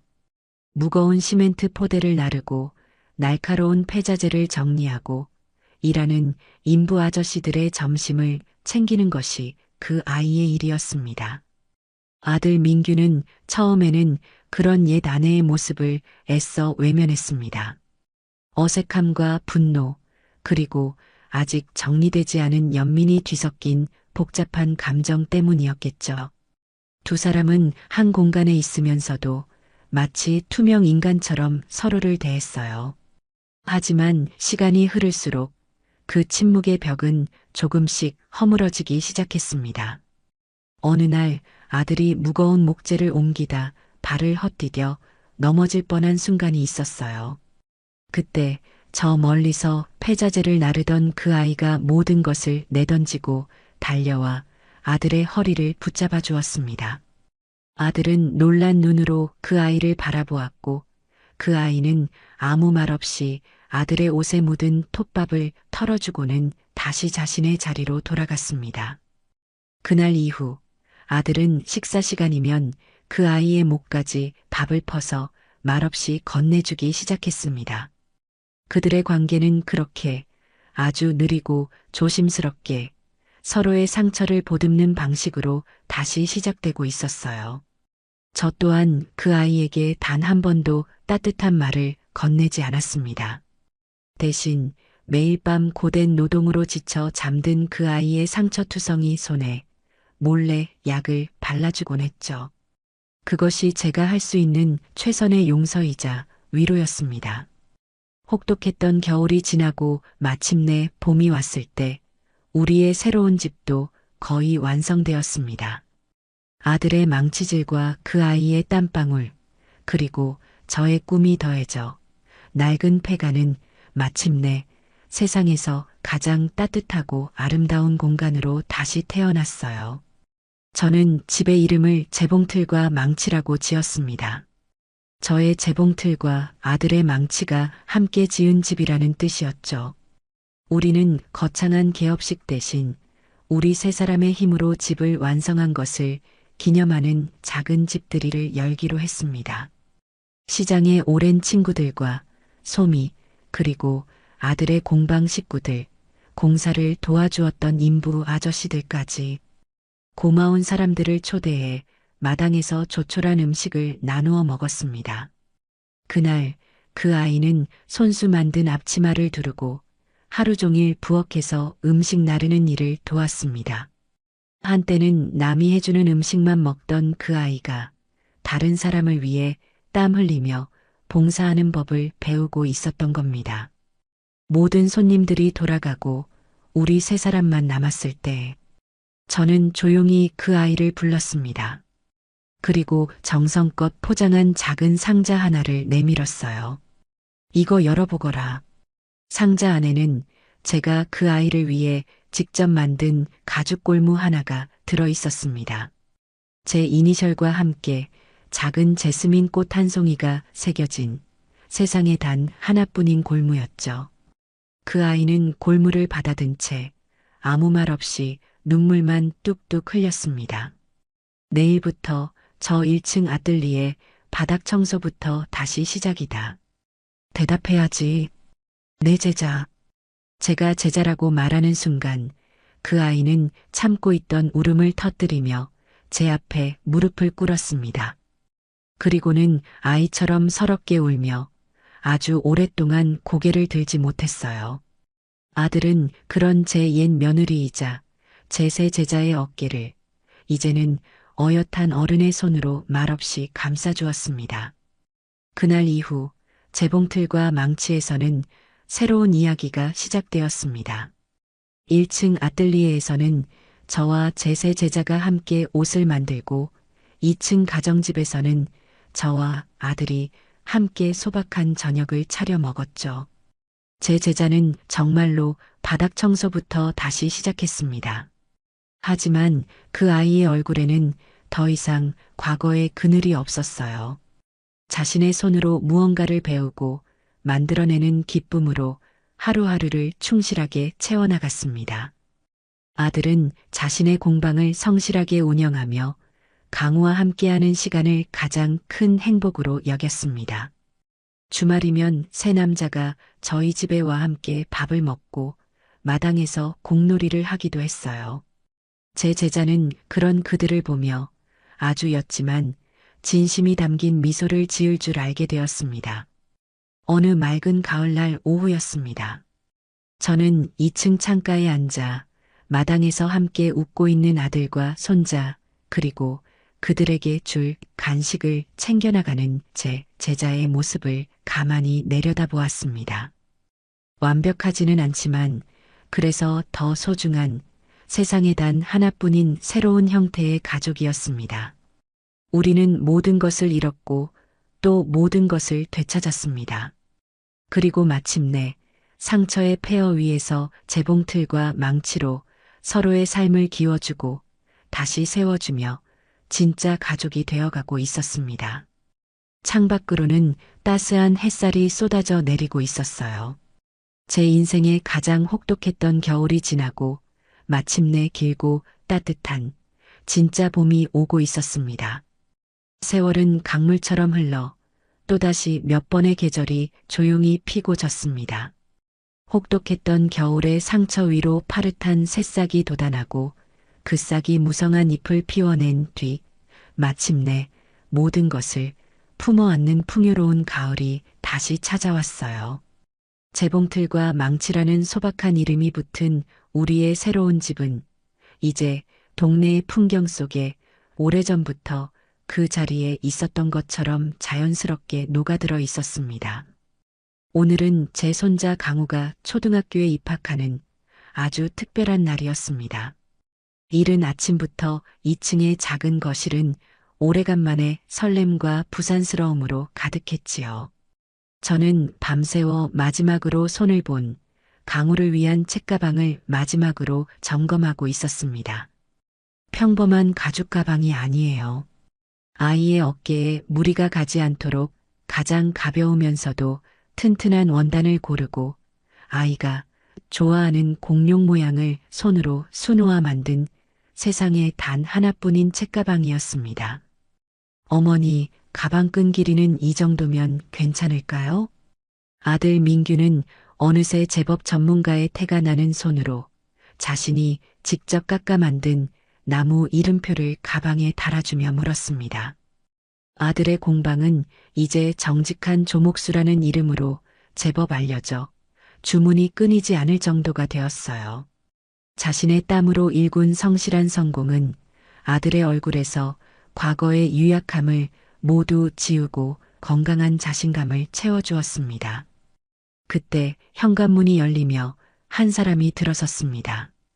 제법 쌀쌀한 아침 공기에도 그 사람의 뺨은 옅은 홍조로 물들어 있었죠. 제 옛 며느리였습니다. 그 아이의 손에는 아이의 몸에 꼭 맞게 지어진 단정한 남색 정장 한 벌이 곱게 들려 있었어요. 지난 몇 년간 제 곁에서 묵묵히 바느질을 배운 그 아이는 이제 저 없이도 제법 그럴듯한 옷 한 벌을 능숙하게 만들어내는 어엿한 솜씨를 가진 제자가 되어 있었습니다. 강우, 어젯밤에 마지막으로 한 번 더 다려두었어. 늦지 않았지? 그 아이는 이제 더 이상 과거처럼 저나 아들의 눈치를 보지 않았습니다. 자신의 역할과 자리를 찾은 사람만이 가질 수 있는 조용하고 단단한 평온함이 그 아이에게서 느껴졌어요. 저는 그 아이가 들고 온 옷을 받아들었습니다. 한치의 오차도 없는 꼼꼼한 바느질, 아이의 활동성을 고려한 편안한 재단. 그 옷에는 아이를 향한 따뜻한 애정과 자신의 일에 대한 깊은 자부심이 함께 담겨 있었습니다. 우리 며느리, 이제는 나보다 바느질 솜씨가 더 좋은 것 같구나. 제 입에서 며느리라는 말이 자연스럽게 흘러나왔습니다. 지난 몇 년간 저는 단 한 번도 그 아이를 며느리라고 부르지 않았어요. 제자 혹은 너라고 불렀을 뿐이죠. 그것은 우리가 넘지 말아야 할 선이자 과거의 잘못을 잊지 않기 위한 최소한의 거리였습니다. 하지만 오늘 이 순간 저는 깨달았습니다. 우리는 이제 과거의 상처가 아닌 현재의 행복과 미래의 희망으로 함께 묶여 있다는 것을요. 제 말에 며느리의 커다란 눈동자가 세차게 흔들렸습니다. 그리고 이내 그 큰 눈 가득 투명한 눈물이 차올랐어요. 그 아이는 아무 말도 하지 못하고 그저 고개를 숙인 채 어깨를 들썩였습니다. 아들은 그런 며느리의 어깨를 이제는 아주 익숙하고 자연스럽게 말없이 감싸주었습니다. 그것은 아주 길고 긴 시간이 걸려 완성된 우리 가족의 진짜 화해의 순간이었습니다. 우리는 나란히 손을 잡고 강우의 입학식에 갔습니다. 교문 앞에서 사진을 찍을 때 저는 강우의 왼쪽에 그리고 아들과 며느리는 오른쪽에 섰습니다. 사진사의 구령에 맞춰 웃는 우리의 모습은 세상 어느 가족보다도 평범하고 행복해 보였어요. 운동장을 가득 메운 수많은 아이들과 학부모들. 그 속에서 우리는 더 이상 특별하거나 사연 많은 사람들이 아닌 그저 아이의 새로운 시작을 축복하는 평범한 가족일 뿐이었습니다. 식이 진행되는 동안 저는 문득 우리가 함께 걸어온 길을 돌아보았습니다. 서로를 핥히고 상처냈던 그 지독했던 시간들, 모든 것이 무너져 내렸던 절망의 순간들, 그리고 어색한 침묵 속에서 서로의 상처를 보듬으며 함께 땀 흘렸던 시간들까지 그 모든 시간이 주마등처럼 스쳐 지나갔어요. 만약 그때 우리가 서로를 용서하지 못하고 증오 속에 머물렀다면 지금의 이 평화는 결코 찾아오지 못했을 겁니다. 입학식이 끝나고 우리는 집으로 돌아와 마당에 둘러앉아 늦은 아침을 먹었습니다. 아들이 만들어준 튼튼한 나무 식탁 위로 며느리가 정성껏 차린 따뜻한 음식이 올라왔고 저는 그 모습을 흐뭇하게 바라보았죠. 밥을 먹는 둥 마는 둥 마당을 뛰어다니는 강우의 웃음소리가 가을 햇살처럼 따사롭게 우리를 감싸 안았습니다. 식사를 마치고 며느리가 수줍게 스케치북 하나를 제게 내밀었습니다. 그 안에는 며느리가 밤새워 그린 새로운 옷의 디자인이 담겨 있었어요. 아이들을 위한 편안하면서도 아름다운 옷들이었습니다. 서툴지만 그 안에 담긴 따뜻한 시선과 독창적인 감각이 제 마음을 움직였습니다. 어머니 아니 선생님. 저 선생님의 이름에 기대지 않고 제 이름으로 된 작은 브랜드를 한번 만들어 보고 싶어요. 저는 말없이 고개를 끄덕여 주었습니다. 이제 제 제자는 저의 그늘을 벗어나 자신만의 날개로 날아오를 준비를 하고 있었던 겁니다. 저는 더 이상 그 아이를 가르치거나 이끌 필요가 없었어요. 그저 한 발짝 뒤에서 묵묵히 지켜보고 응원해주면 될 뿐이었죠. 저는 제 낡은 재봉틀 앞에 앉았습니다. 창밖으로는 아들이 며느리의 스케치북을 함께 들여다보며 진지하게 의견을 나누는 모습이 보였습니다. 그리고 그 옆에서는 강우가 할아버지의 망치를 흉내내며 나무 조각을 두드리고 있었죠. 제 인생 최고의 걸작은 제가 만든 그 어떤 화려한 드레스가 아니라 바로 저 풍경이라는 생각이 들었습니다. 모든 것을 부수고 모든 것을 다시 세워 마침내 완성된 나의 집, 나의 가족. 저는 조용히 재봉틀의 페달을 밟았습니다. 드르륵, 드르륵. 경쾌하고 희망찬 소리가 기분 좋은 가을 햇살 속으로 끝없이 퍼져나가고 있습니다. 있습니다. 있습니다. 있습니다. 있습니다. 있습니다. 있습니다. 있습니다.